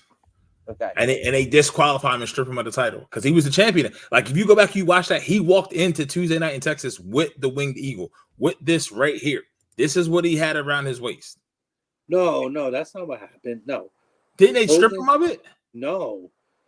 He beat Hogan at Survivor Series. Right. And then they did the Tuesday in Texas right after. And then that's when Flair came out and Hogan ended up hitting Paul Bearer. He ended up somebody chased Flair off. It might have been the Warrior with a chair. Hogan hits Paul Bearer, takes the ashes, throws them in Taker's face, and he ends up rolling them up for a pin. Okay. But nevertheless, if that doesn't happen, then you don't get Royal Rumble 92, Flair walking out as a champion. Then you don't get Savage winning at WrestleMania 8 in the Hoosier Dome. Then you don't get Bret spawning off to be who Bret Hart is, who Chrome doesn't think Bret Hart is, who he thinks he is. Anyway, so, but those series of events, those next 24 months was just pivotal. I know. I fucking said it right that time. Jesus Christ. You did. I know who Bret Hart is. Bret Hart doesn't know who Bret Hart has no self-awareness to know who Bret Hart is. That's the problem. Man, what did he ever do to you? Oh God, aside from the fact that he thinks that he created professional wrestling and is the greatest thing that ever happened to professional wrestling. Has the worst punches out of any person you would put on the Mount Rushmore of wrestling. Yeah, that's so they're visually they're horrible. Who throws punches and both feet leave the ground? Bret Hart. Yeah, I knew what I was doing here. I knew what I was doing. Don't mind me. I'm just poking the bear. I will always say this. Bret Hart is a phenomenal wrestler to watch. But the personality, aside from when he was, running the show with the New Heart Foundation, he has the charisma of a paper bag. Okay. I mean, he had the original 4 moves of doom, yo. The front face. He won't tell you that. He won't tell you that though. No. Then you were getting the backbreaker in the corner, elbow off the second rope, bitch, sharpshooter, let's go home, bitch. He created the ladder match, and he's like, "How could Sean? How everybody credits Sean? I created the ladder match." Shut the. Did you see your ladder match? Don't get me started. So, here we go. I'll say this: you talk about great matches, though. Again, I think the moment out of this is it's a moment for somebody at a big moment when their character is developing. You go back to the I Quit match, 94, Bret Hart, Mr. Backlund. Yep. Owen Hart pleading to Martha, "Mom, save him. He's my brother. Oh, my God, look at him." And then she's the one that throws in the towel after they take out Davey Boy. And then he's like, "Haha, sucks to be you." And he leaves because Bret Hart lost the title to Backlund. Right. That happens tonight. Good for them. Wow. Are you talking about what I think you're talking about? That's a fall from grace. What I missed. We'll talk about it. RR? Yeah. Yes, that's a fall. Yeah. Wow. I'm gonna be so mad. We're gonna talk. Let's get through this. We'll get into this week in wrestling. We'll talk about it. Okay. Yeah, if it's what I think it is, I just saw that too. The Brothers of Destruction versus the Wyatt family at 2015. I think more so because of how it was a celebration of The Undertaker. And the match wasn't super great, but the build towards everything with them, with what the Wyatts had done to Taker and Kane, and then the power, like the power struggle and everything like that, I thought that was phenomenal. Yarp. Anybody else have a favorite non? I mean, I really like debut of Elimination Chamber. That's right. Yeah. Chamber Wow. debut of the Survivor Series. Wait, no, does it? Yes, no, it was 01. It was 01, wasn't it? 2002. 2002? Okay, That's I thought great. that was at New Year's Revolution. That's a great call. Nope. No, that was Sean in jeans and boots. I That remember was that. No, I remember the match. I just thought the New Year's one happened before. No, Sean had the I remember there was like some story that he couldn't get his real tights, so they had these like makeshift tights on him. They were it was jeans. No, this was when he wrestled in jeans. Oh no, you're right. They were the black tights. Jeans was SummerSlam. Yeah, and they were like shit brown, and he was like, "Yeah, he's ridiculous." Oh yeah, no, the shit brown. Yeah. And he had the soccer mom haircut. It's one of my favorite pins from him because he hits the super kick and then he just spins and drops. Yeah. For the pin. He wins the title that night, doesn't he? Yeah, he won the title that night. And then he lost it the next night. I think it was what his last big title. I think that was Armageddon in December, and I think they did 2 out of 3 falls. So it was like each fall was like a different step. But I'll go back to another Sean because he near and dear to my heart. He's one of my go-to of all time, if not the 93 Survivor Series 93. Him versus Bret. It was it wasn't title v title, but he had the Intercontinental title, and Bret had just came off of winning the world title. And then Sean fell face down to the 4 moves of doom. Bitch, go home. But it was just that was the first match in whatever you want to call it in their history, in their rivalry. So, and that happened at Survivor Series. One of the greatest wrestlers of all time. I found a really interesting list of it's the ranked as the 25 greatest 5-on-5 traditional Survivor Series matches. Be fun. Right. I'll share it with you guys later. We're gonna go to commercial. What's number 1 on the list? Is it 05 or no? It was I believe it was 05. I think I'll double check it. I think it was 05. All right, so we're gonna go to commercial. We're gonna come back and we're gonna do This Week in Wrestling, and we're gonna kick it off with what at least 3 of us know about already, because it makes me feel some kind of way. All right, we'll be right back. This is after a word from our sponsors. Stay tuned, guys. In our family, food is our daily bond. My Nonna, affectionately called Mama by many, found solace and joy in the kitchen, sharing her love through delicious creations. She turned her culinary passion into a flourishing business alongside her husband and sons in 1983. Celebrating 40 years is a testament to our exceptional team, friends, family, and beloved customers. With gratitude, we look forward to the future, expanding our brand to share the highest quality Italian food and wine nationwide. Our heartfelt thanks to everyone who has played a part in our story. Grazie mille.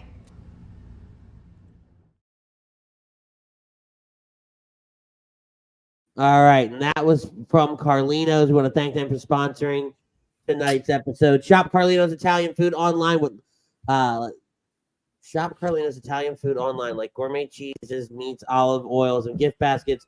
Elevate your dining with Carlino's Gourmet Italian Deli. Discover the taste of Italy now. It read really weird. Food is so good though. It is good.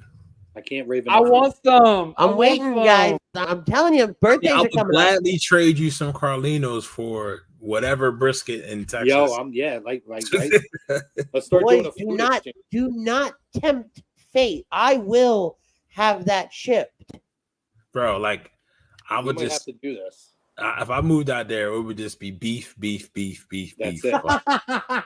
But All right, for so at least like a month, like 30 days straight. Oh, real quick, I totally lied. No, they have 05 as the 9th greatest Survivor Series match. Wow. out. You want me to give you a quick top 10? I'll just give you the top 10. Real quick. All right, so going from 10, they have, here we go. Team Razor versus Team IRS 1993.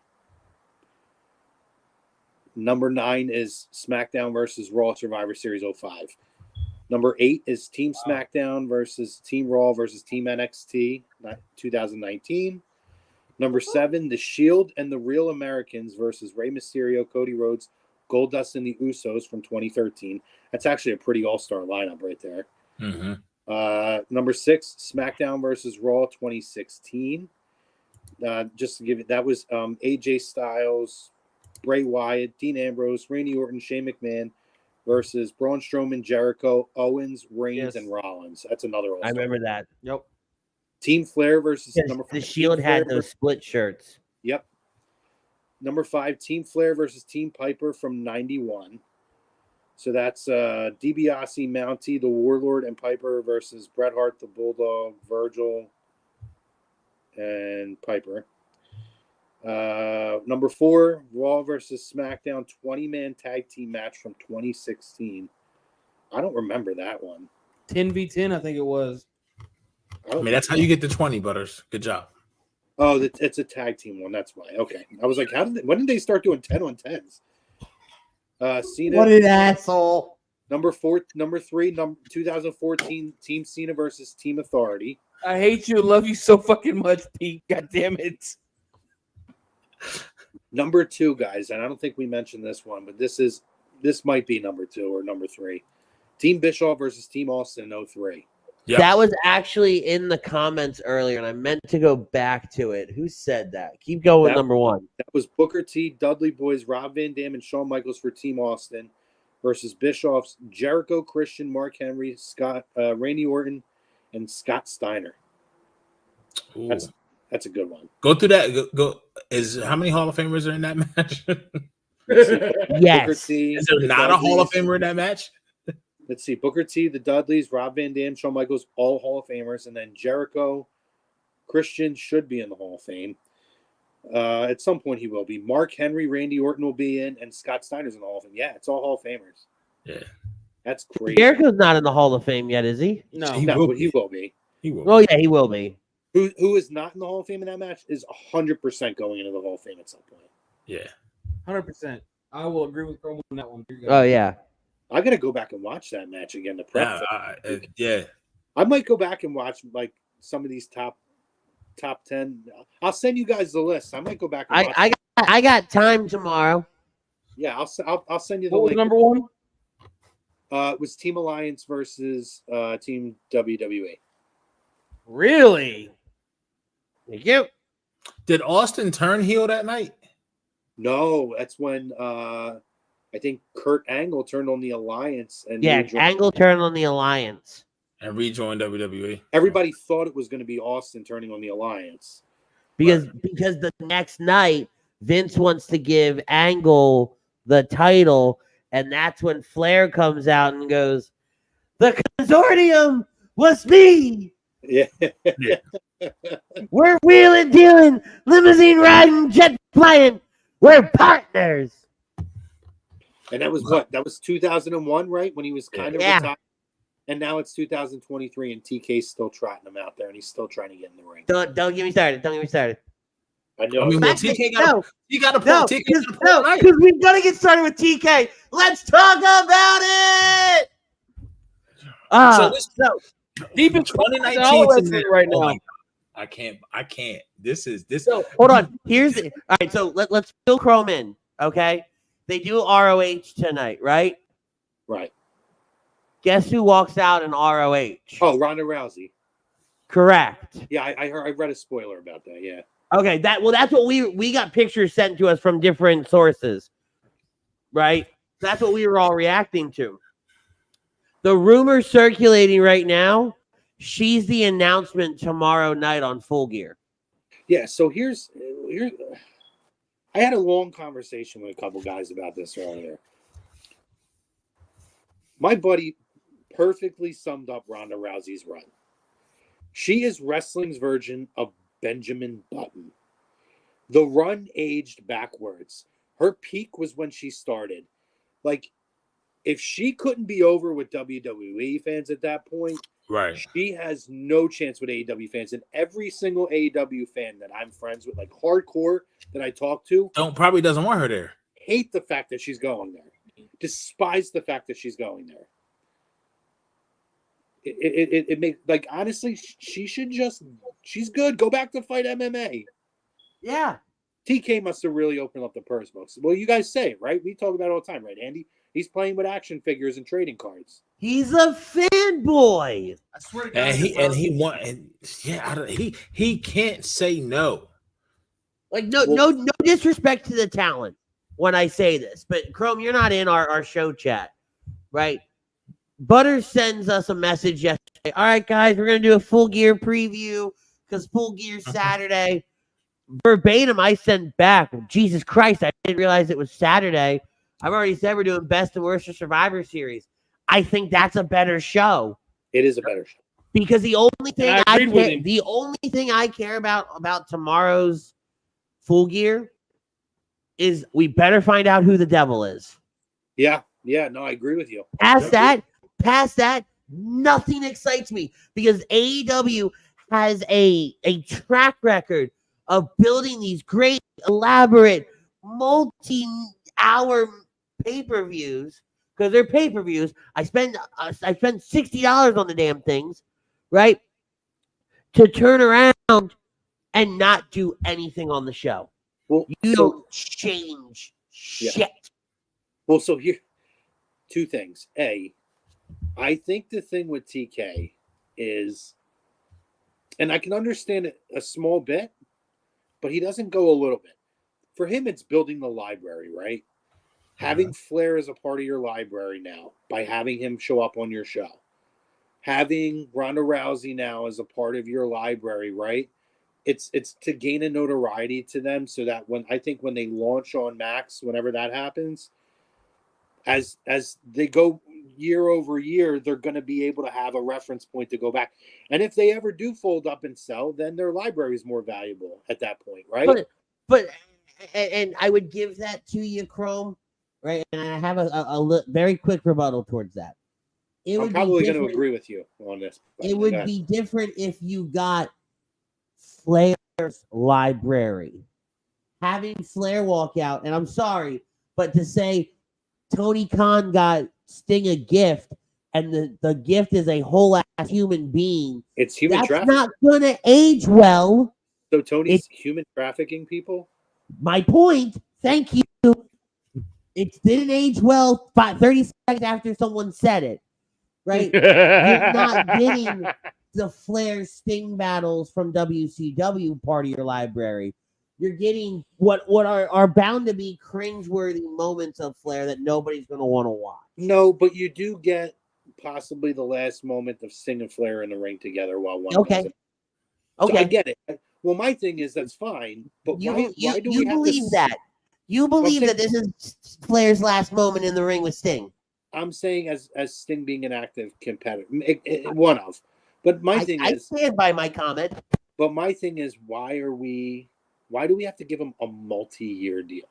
I don't need Flair on my screen all the time. You want to bring him in, period. Listen, how well did it go for Jake Roberts, guys? Not great. I know. Arn Anderson, not great. Like, at this point, it's kind of run its course. So, like, I've seen some rumors on some people that may end up in AEW that intrigue me so much more than bringing in Adam Copeland or Ric Flair. Like, the guy who I think might end up there real quick, guys, that I'm telling you right now, if he ends up there, he is perfect for them, is Sami Callihan. Oh, yeah. I would love watching him there. He's free?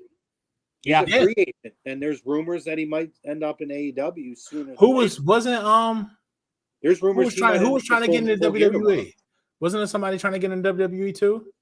I think WWE's been trying to talk to him to bring him. No, there was somebody that's on WWE that was that he's cool with, that's trying to get him there. I think they had put a tweet. He's got plenty of people from his NXT days here when he was Solomon Crow.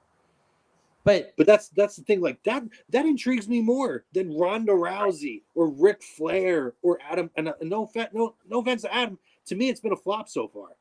Yeah. I mean, I thought I was saying goodbye to Ronda Rousey when she decided to retire from wrestling, months ago, and I'm like, yay! Professional wrestling, nobody really retires. I get it, but I thought it was done. I'm tired of the bitch. Bye bye. See ya. So long. The one that has worked and has been tremendous has been Christian. Christian has been unbelievable in AEW. Yep. Like, why do we need Big Show in a match, guys? And why do we need him to take that bump? Yeah, dear God. I don't think he fell in that car proper. But I know what's going on, but in fairness, I'm a couple weeks behind on AEW, and I want to hear what you guys think of this. But I watched when they announced him coming out, right, as the bigger than Hobbs guy. When he walked out, Pete, I know you especially because you watched then. As he's been in great shape a lot of his career, the way he moves reminds me of Andre at the end. Yes.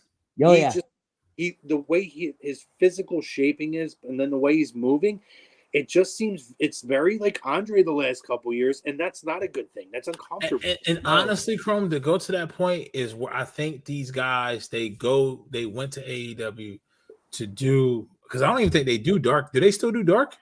No. So they don't do dark. So he's not. I don't know really what Paul's doing. They don't. I thought they still do dark. No. They only do their live shows now. Who the hell knows anymore? So, but my point. But no. Pause for a second, because now I'm pissed off. Right? we are taking, this is WCW Light with a sprinkle of the Attitude Era. This is Tony Khan with Daddy's money inside Toys R Us going, I'll take that one and that one. And I mean, he's got the collapsible. He's the girl from Willy Wonka and the Chocolate Factory. Hold on. You should. The blueberry and the chicken, the red and the chicken, the red. Daddy, I want this. Daddy, sure. Whoever the hell they are. The son of a bitch signs Kota Ibushi. It's announced Wednesday night, and not a single person gave a shit. They had Kota Ibushi riding a fucking bicycle on Wednesday. And then it was like Pee Wee fucking Herman and E.T. got together and we're gonna ride a bike down there. No, shut up. I can't do this with this man anymore. I absolutely cannot. This is a fanboy jackass who literally just throws stuff on a wall, prays to God that it sticks. He doesn't have a TV deal at this point. You couldn't come together with that. It's your first TV negotiations since getting your first, it's your first time to be up, and you can't get it done. Does he still have the max deal though? I don't know. Irrelevant. How you can't get it done? How stupid do you look in the eyes of professional wrestling fans? Wouldn't it be some shit though if Vince is selling his stock? Wouldn't it be some shit if he bought Vince and to help him broker a TV deal? Because Vince ain't happy about his situation right now. All I'm gonna say is Oh, I don't ever want to see somebody out of a job. I would never ever want to see the talent that has worked its ass off to make AEW something ever not have a place to go. But damn it, there is a part of me that wants to see that bastard fail. Yeah. I don't want to see him fail. What I want to see is he needs balance and checks. He needs Cody Rhodes in the creative aspect of things was so important to AEW. And since he's left, it has not been good. It has been a renegade business and backstage with everybody. Abysmal. It's not good. He needs more wrestling-minded people. And the one person that he probably could go get says they don't want anything to do with it, and that was Bischoff. Bischoff said he would never go there. Tony Khan needs to walk away. And I don't mean in the sense of sell his shares in the company and whatever. No, go to the office. Go find your office in the bowels of whatever stadium the Jags play in. Sit down there, count your money, do your football stuff, because God knows the Jags need it, and let somebody else run your wrestling promotion. You don't need to be a part of every single bloody aspect of it. He's trying to do too much. Damn it, I don't agree with him much, but fuck, bring in Dixie. Oh God, no. We don't need that. But my point being here though, anybody's better than Tony right now because he just doesn't have the wherewithal to run a wrestling company. Well, could he be a smart businessman? Maybe. Sure. Great. Is he a wrestling businessman? No. Well, so a lot of what I've been hearing is that's the reason Jeff Jarrett's there. He has ran TNA. They were very successful when he was running TNA in the late 2000s. Speaking of, how pissed do you think Jarrett is that they're going back to TNA and he's not there? I don't know if he cares if he has any kind of power in AEW. And that's the thing is, from what I've been seeing and hearing is part of the reason he's there is to be a wrestling mind. But I don't see and I've not heard anything in terms of him being more than just somebody to bounce ideas off of. Like maybe you put him there and let him take over the creative aspect of some things. I think Jarrett's a pretty smart guy, to be honest with you. I thought he did a great job with TNA in the late 2000s before he sold to Dixie. Look at Daniel's comment here.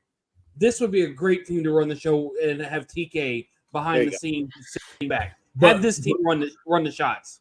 Right, and TK's completely off. Like you be a CEO and just be hands off. Well, I think I love you guys. I love you guys. I really do.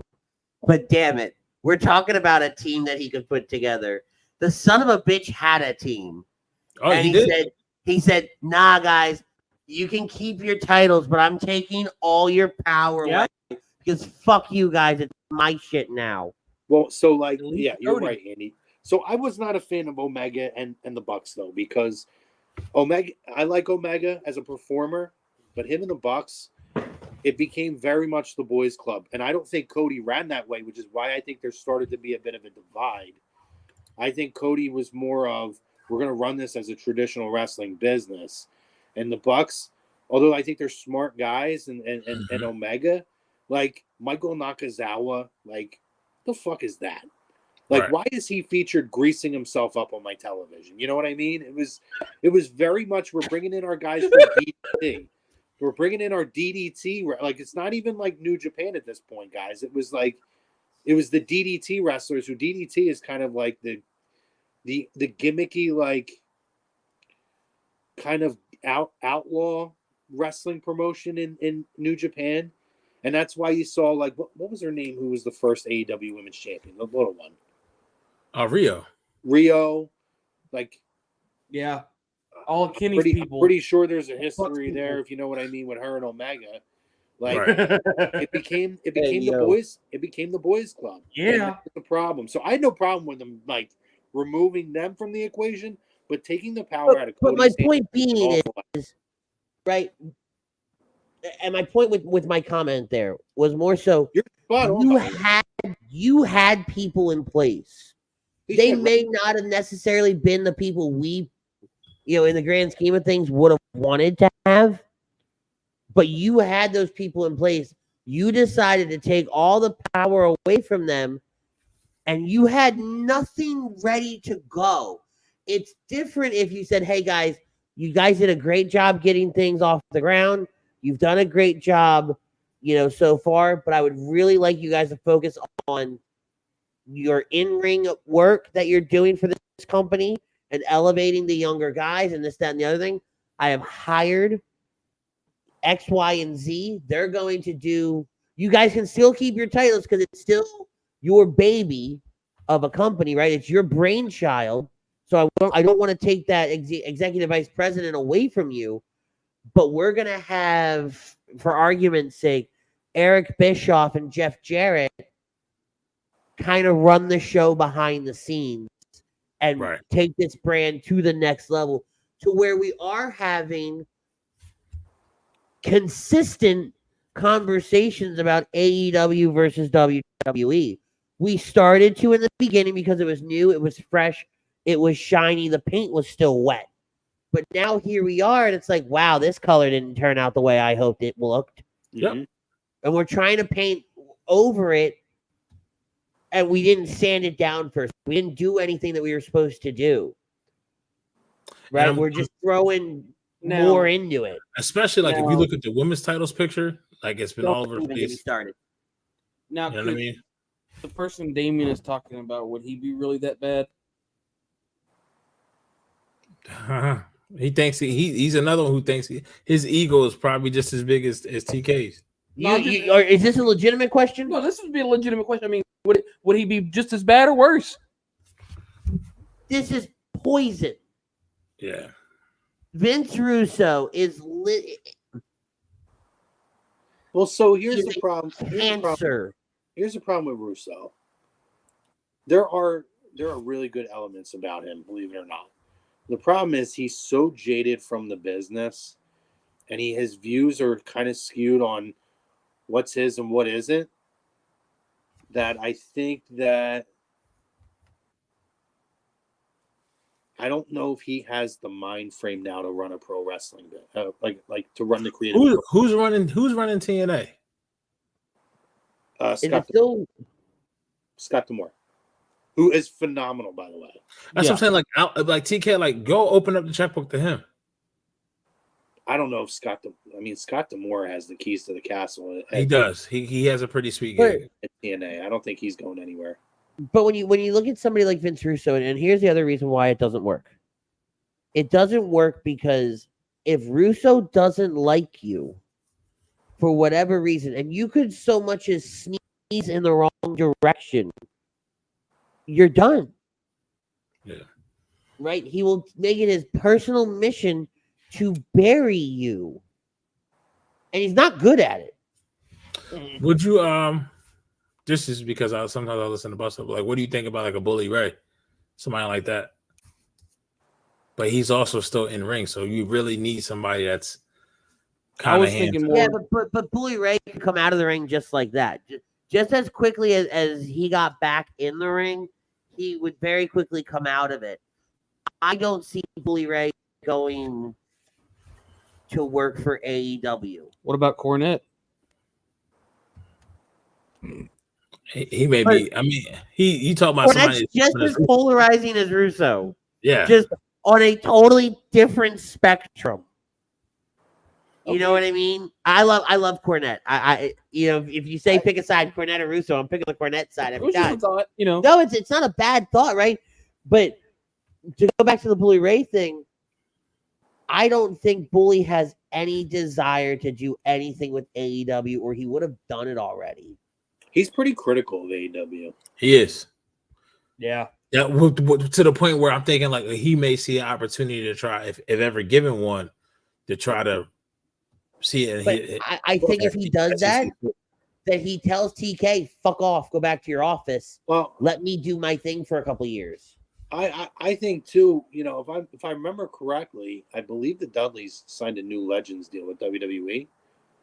I think they did. Let me. Aren't they? Didn't they just show up on Impact?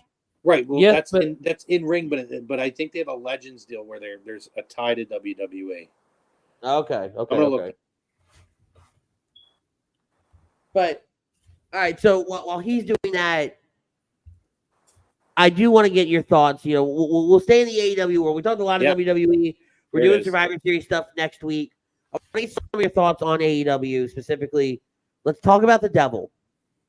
Real quick before you do it, in September they signed a new Legends deal. Him and Devon. So it doesn't exclude them, I don't believe, from competing in ring.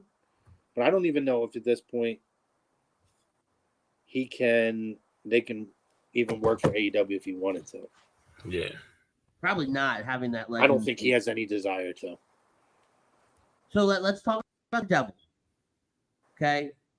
A lot of different things since the last time we've talked about him. A lot of different things have kind of transpired.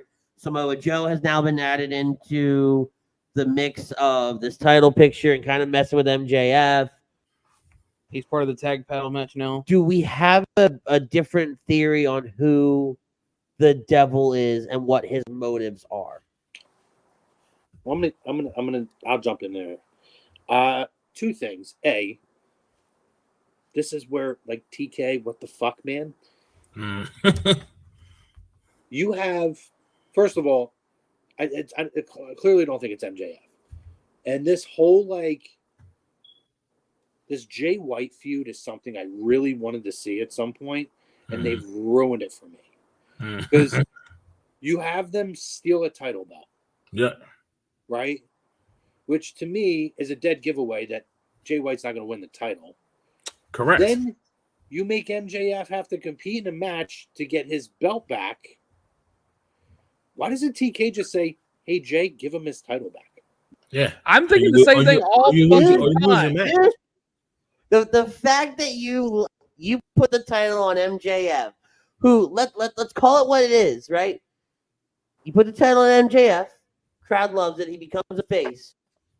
Let Jay White carry this title around 2 months before MJF's contract is up, and you mean to fucking tell me that he's gonna re-sign? We're gonna play games with this shit? Yeah, he's gonna re-sign. But, like, you take... I just... So, CM Punk goes out, takes the title with him, right, boys? And then they just create a new title. So if we're going to allow Jay White to basically commit a felony and steal, why don't we just create a new title and give him a new title? Like, it's the fucking weirdest... For something that didn't need it. Anyway, I digress.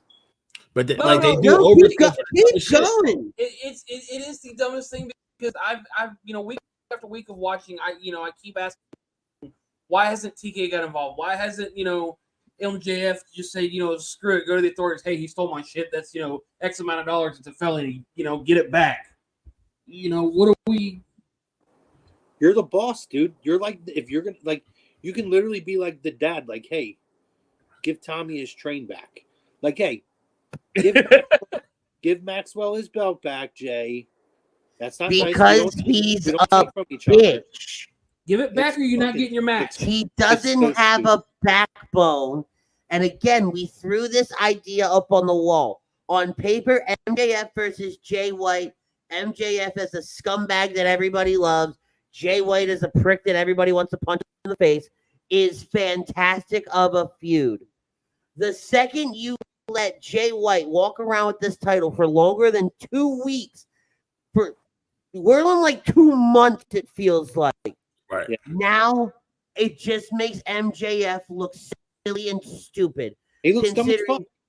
Considering not only did you bring in your World Trios champions, the 4 of you couldn't beat these schmucks, get the gold back, which all you gotta do is dip out the ring, grab the gold, and bail. Yeah, exactly. Like, hey guys, we're gonna really get him over, right? We're gonna agree to this match, but then as soon as we get a chance, let's just hit him with some chairs, take the DQ, but we'll run out, we'll all grab our belts, and we'll leave. Done. We're gonna be fine. No, what happens? The Acclaim get laid out in the back, and MJ. Has everybody seen that segment where the Acclaim get laid out and just how weird it's shot? Like, did MJF get back there too quickly? Did we run out? Did we? No, he apparently he got back there too quickly. Why didn't we just stop the fucking segment after the Devil's face is on the screen? I said it that week after it fucking happened. You do the great shot in the arena, up on the stage. You see them breaking, getting beat up. It cuts to the back. They're beat up. Boom! He goes through the glass. The Devil's face shows up on the screen. Goes to black. End of the show. You're going to have Maxwell run his way back there. Not even be like, hey, are you okay? No, just, oh God, oh God, oh God, oh me, oh my, oh God, oh God. He's like Morty and Rick and Morty at this point. And then here comes Samoa Joe as Rick going, oh, that just sucked. And walks off. Fuck you. A part of me still thinks it's Cole, man. I like. Oh. If it's not Cole, it better be somebody worth it. Honestly, if it's not Cole, it's Britt. I will lose my shit if it's Britt. I don't think it's Britt. I mean, that would be interesting. It'd be the greatest thing he's ever done. I would love it if it's Cole. I think that, like, particularly like a couple weeks ago when he's like video chatting in and stuff, and they have him looking like real scruffy and shit. Yes, kind of convincing me a little more that this whole injury may actually be a work. When have you ever seen I've said it from a significant other in the same company that's a talent literally take time off where they tell you she's taking time off to go take that? To me right there, my work radar was already up because you've never heard of that before. Like, it's not stopping this dude from being backstage, right? It's not stopping this dude if he has, because remember, he was backstage with her. She was still working. She hasn't worked either. Yeah. Because we want to be the real company and we want to send everybody with their loved ones. And everything's rainbows and butterflies. What they're doing with Miro and CJ and Lana. What are they calling her on there? Are they calling her? They're calling her a real name, CJ Perry. This is just the WWE storyline revamped. I actually like that story. There's a couple. I like that one. I like what they're doing with Swerve and Hangman. Swerve needs to go over, and Hangman needs to go. I have to catch up on that one. I hear that's phenomenal, and I hate Hangman. It has been a pretty good one. I hate Hangman. So I'm not a big Hangman guy, and I have been hit and miss with Swerve, but this one has been. I mean, it has brought the best out of Hangman. I'll tell you that. Yes. Swerve. Kudos to Swerve, man. It's been so good. Wardlow is annoying. I hate it. Like that. I don't get it. How do you bring this guy back? He's a third wheel. Out of the big men in AEW, how do you bring this man back who was at a really high point before he went away? He got away from the MJF stuff. He planted him with like 18 power bombs. You bring him back and you go, hey, Maxwell, I'm coming for you, man. Well, he's like, Maxwell. What? He literally squashed Max. Yep. And now he's like, you took into the canvas. And now he's like, you took everything from me. What did he take from you? You got it back. Yeah. So you lost all those matches because of him? Like Samoa Joe beat your ass because of Max? That makes no sense. Well, what about, what if it's, Jungle Boy? I mean, he did throw, Caster through the glass. I hate that. If that's him, I quit. I fucking quit. I'll tell you what. What if it's CM Punk though? Hey, you tell me this whole thing was a work? Wait, stop. Yo, it'd be the biggest swerve in wrestling history, period. Well, no, I don't know about. I want to know if I go that far, but it would be impressive if they actually made this entire thing a work. Going back to All In. If you convinced me, I'm sorry. If that mask comes off, was it Saturday night or is it Sunday night? It's Saturday night. It's tomorrow. If that mask comes off tomorrow night, and it's Phil fucking Brooks, I'm going to lose my shit. In a good way or a bad way? I will take back 60% of the things I've said about Tony Khan being an idiot. That's a big chunk. That's a big percentage. I mean, it's much effort as he put into all the news outlets and giving the stories about why the announcement we parted ways, just that and the third. Because it was a weird announcement. Right. Right. It was weird to go on the air and announce, hey, we fired his ass. But it's Tony Khan. We kind of expected that from him. Again, don't get me started. I'm on a roll. It could be Ospreay. Which I don't know if I will make an announcement for that though. The rumor is before Ronda showed up on ROH, the rumor was Ospreay was the signing. I heard Monet. Either one of them to me are not worthy enough because Ospreay's been on the program. That's what I'm saying. Like, why would you announce him as the big signing? Well, I don't think it's Mercedes because Mercedes herself recently. She just said sometime in 2024. She said she's waiting until 2024 to sign anywhere. And she said, I will return to any wrestling company sometime in 2024. Yeah, so I don't think it's wait till 2024. Because she fucking can. No, I'm just curious. But like, what makes 2024 so big? New year, new you. Imagine her coming back to WWE because she never had a problem with trips. Dude, I won't lie to you. There was a very, very, very, very, very small part of me tonight that when because Charlotte's promo was weird. It was her? I thought about it. I thought it was gonna be Mercedes. So who is it? It's Becky. It's Becky. But it opens the door for LA Knight to join the other fray, so I'm cool with it. But yeah, because I really thought that it was gonna be Mercedes for a very split second, just because of if you haven't watched it, Chrome, you gotta go back. It's weird. She talks about screwing over a best friend, and you're like, wait, what? Yep. So it's well, as soon as you said that, I knew immediately who it was. Right. So again, I ended up at Becky, but my first thought was that would be a huge get before Survivor Series. When it's already being teased that you may get Orton, you may get AJ next week, you may get, a possible CM Punk if they were to do it because it's in Chicago. So, does anybody have anything else? Because once again, we've done 2 hours. I don't know how we end up here. Actually, I blame the motherfucker at the bottom of the screen. Every time he gets on.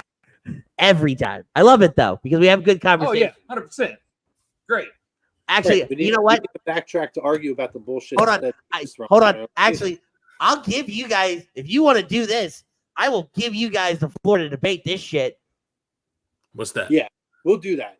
We'll revisit for 5 minutes. But one thing I want to say. 2 interesting names. I threw out Sami Callihan. Mm-hmm. I don't know if he's the devil, but he would kind of fit in terms of what he's come from. Yeah. With his character and Impact. Dave Finlay, I think, would be a huge get for them. So if is he out of contract with IWGP? Yeah, he's a free agent. So I mean he would be the belts they just had. He would be a really interesting character if he ended up being the devil. Dolph Ziggler? Yeah. To me, that's a letdown. But not to say it's a letdown for him to go to AEW. Yeah, I don't think it's a letdown for him to go to AEW. I actually think he's going to thrive there. He's one I think they should bring in. I just, as the devil, it doesn't work. It just seems needless. I would just bring him in as like a surprise one night. Right. So we'll see. And I know AJ's contract's coming up. I don't know if it's even is he still contracted by WWE? Yeah, he resigned. Yeah. I want to say like he said like when he resigned, like this is it. Like this is my after this is over. His swan song. Yeah. I want to say that was early last year. He signed like a 3 or 5 year. Mania. Oh yeah, also Eric's right though. Most of these guys can't sign until December. Yeah. But either way, all right. We're gonna switch back. We're gonna switch some things over here. Yeah, first of all, this little battle is brought to you by Allen's Travel. Allen's Travel specializing in the vacation your dreams at Disney, Universal, or wherever your heart calls you. Let their talented team of travel agents, including yours truly, create a custom vacation for you without any of the stress. Allen's on over to allenz-travel.com/take the trip. Get in touch with myself or Birds of a Feather, Chuck Moranin, and we can start planning your next magical vacation tonight. Butters and I are going to go in the back end, and we're going to let you two duke this out. I don't know what's to duke out. I mean, it is. Well, what I mean, you had a whole lot to say and didn't want me to come on here. So well, you weren't being accountable for what you were saying. No, you weren't understanding what I was saying. So provide context, sir. So first of all, what I was saying was the way the question reads is a blanketed statement. It's not saying, is this in this particular feud, does this match make this Survivor Series better? Right. And that's why I said, let's take out, like you guys were throwing out 2000s. Now, mind you threw out Undertaker. Great. I was leaving the Hunger Games, so I didn't see it then. All right. As soon as I started commenting is when I started watching. Hold up. The Hunger Games? The new Hunger Games. Yeah, the new Hunger Games movie came out today. All right. It's fucking phenomenal, by the way. If anybody, go see it. It's worth it. So we're taking what it was, right? And we can go back and we can look at cards and say, oh, well, you know, like back then, these guys were this and that, right? The whole thing we talk about in wrestling is the issues with creating storylines, right? There's a lot of force. Like, we could even argue, right? This War Games match is entirely overdue because these 8 men have literally only faced each other for like 5 straight months. Yeah, 100%. It's already overkill at this point, right? The reason why War Games being a staple of the Survivor Series, I'm 100% against it, and I don't think that it improves because, like earlier, again, you bring up Undertaker, cool. I only referenced The Rock, but I could go back. I mentioned Owen Hart as somebody through Survivor Series matches that was able to be highlighted. There's been numerous superstars because I responded to that when you guys brought up, well, I feel like JD McDonough, if he's the first guy pinned, well, I'm the only one on the screen, so I prefer you not reference to you guys, but you missed the part of the show. You did bring that. I've been summoned. No, but you missed the part of the show. I originally stated, I said, if this is for me, I disagree to the poll, but because of how the wrestling community is covered and what we are now, that's why I would agree to the poll. So everything you're saying, I've already agreed with. You were just watching Katniss or wherever the fuck it was in Hunger Games, eating popcorn. Oh no, totally different now. No, I heard. I did. That's a sidebar conversation. Focus. We'll have to sidebar that. But no, listen. The other thing too, right? But to counter what you're saying, right? People are conditioned by what's put in front of them. But like I said, that's the voices have never gone away to want them to go back to doing more traditional Survivor Series matches. People have bitched for years, years, and I'm talking even new generation people, that they got way too far away from that. So what makes Survivor Series special than anything else, right? And the big it almost feels like it's a throwaway. I got you. War Games is almost going to be like, if they make that the staple of this, I feel like it becomes Hell in a Cell. Which, how long did it take for us to get sick of Hell in a Cell being it wasn't special anymore, right? Because it was overly.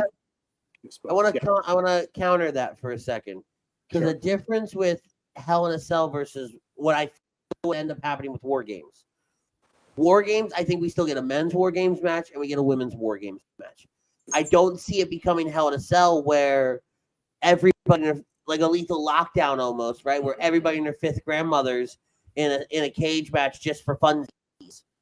The problem I see with War Games, and I brought it up when we were talking about it, having that empty ring, it's weird when you're there, right? Because I was there in 2017 when they did War Games in Houston. Yeah, like if I'm the one sitting on the other side where I'm like, it was abysmal. It was abysmal. Because we were behind the announcers, so every other match was away from us. Yeah, because they flip flop rings, right. So one, stylistically, it's miserable. 2, it just looks bad when you're there in person. Yeah, right. So, but I don't see them doing every single match as a War Games match because it's not feasible. No, and that's you will fall out of love with it real quick. Oh yeah. But like the idea of like, you know, like, and that's why I said, like, I can never look at like 06 and say, well, you know, they had them squash everybody and this, because 06 was when they started phasing it out. After 05, everything after 05 was when they really started phasing out. So yeah, they had traditional Survivor Series matches, but it wasn't really done the same way, Right. and it wasn't utilized in the same form. They were doing more of, we're going to go in, and like that was honestly to give the rub to CM Punk, who was young. So CM Punk teaming with DX and on the Hardys, that was to give him a moment, right? So if you take it in the context of is it better now as it is, or could it be better? I think the other thing too is they have such issues with constantly overly exposing storylines. And honestly, this time of year, when Monday Night Football's on, they punt so many shows on Monday nights that Survivor Series, when you're starting to get to the back end of the NFL schedule, was always a great point to start building towards WrestleMania. Now, people who haven't watched, who've only watched for the last 15 years, don't remember what the purpose of the original Survivor Series was. But if they went back to that, it's not hard to recondition people into something else. This generation didn't grow up with war games. It became a thing because of years and years of people wanting it back. Eventually, they bought it back in NXT. They tested it out a couple times, bought it to the main thing. Survivor Series could be the same way. The fact that they didn't need storylines to put on an amazing event, and they managed to come out with basically all their penciled in programs going into the Royal Rumble. They were able to create young stars or create new feuds that you didn't expect because you have these random people put in matches. It was the old heel versus face thing. It worked. And it could work again with this crop of talent. People just aren't conditioned because they haven't seen it forever. But everything that's old ends up being new at some point. So this is look at the fashion right now. Jesus God. Exactly. So this is kind of a time to go back. So that's the point I was getting across, right? Like, I don't worry about guys getting lost. Owen Hart was the only one that got eliminated in the Royal, what was it? The Royal Knights or the Knights of the Round Table versus the Hart family, whatever it was. Right. But he came out the biggest star of that match because they utilized it to catapult him. If JD puts on a great match or gives you a great moment, but he's the first one pinned, you could still do something with that. That was the point I was trying to get across when I was saying that earlier. I agree with you. That's why I said, like, once again, if you go back to the show, Andy and Butters can attest, I agree. It's hard to comment on all this stuff because you guys are saying a lot of stuff, and I'm like, I'm just saying. You're saying you're having that gift. You're saying a lot of the same things I said, but that's why I said, like, for what it is right now, because it puts its stamp on it, it's Survivor Series and War Games. And if you just look at the two words, Survivor, War, they kind of go together. They kind of have the same principle. But we are where we're from, where we watched it originally, and it was just like, hey, it was a lot of, like you said, a lot of firsts, a lot of premieres, like a lot of surprises that you had to survive. Where that luster of it is gone, but it's gone because they made it gone. They could bring it back. They could. Here's the thing: they could. With Endeavor, I think you're going to start seeing these WWE go to another level as far as on-screen production and location. Agree. They're going to start going all around the world. Yeah. Right. And this is going to piss me off. I'm going to have to start taking Saturdays off to watch some of these things. Right. But like, a noon show's rough. I'm sorry. But, I think we start seeing an international travel more so to Pete's point. And in that, we go back to the traditional roots. I think, though, you do keep in mind or keep available the idea to do something like a war game, especially when you have Dusty's son and you can put him in that match. Yeah, I agree with you. And that's why I said in this instance, it works. I don't want it to be a permanent fixture. I like the idea that I'm glad they got rid of the Hell in a Cell thing. So now they use it at Mania when they had Finn and Edge. Like, it's a means to end a feud. That's what right. It should. War Games has become what Hell in a Cell of the mid 2000s was. I would rather them not do a yearly pay-per-view with War Games. I would rather see it be, what do they call them now? Premium live events. It's always going to be pay-per-views. Yeah. But I would, PLEs. instead of like, okay, we know every February we're going to see Elimination Chamber, or every whatever, Money in the Bank works for me. But other than that, as a gimmick pay-per-view, I would rather than just have random every like year and a half, and you never know what it's going to be, except for when there's a few. So I hear you. So War Games not being tied to Survivor Series, but if you get a story that gets to that point and it's evolving more than if it's evolving somewhat factions, right? The only way you can settle that is in War Games. I agree with that. Yes, just like we've seen with Hell in a Cell, what they've started to go back to again. What it originally was. Right, what it used to be. And those are all great points. I want to touch on this comment, and then I want to get us the hell out of here, okay? I hope you see this. I throw out one name. The signing could be tomorrow night at Full Gear. Brock Lesnar. We're going to go around the room real quick. Yes, no, love it, hate it. Pete, we start with you. Love Brock. I would hate him to see in AEW. He deserves so much fucking better than that. Crow.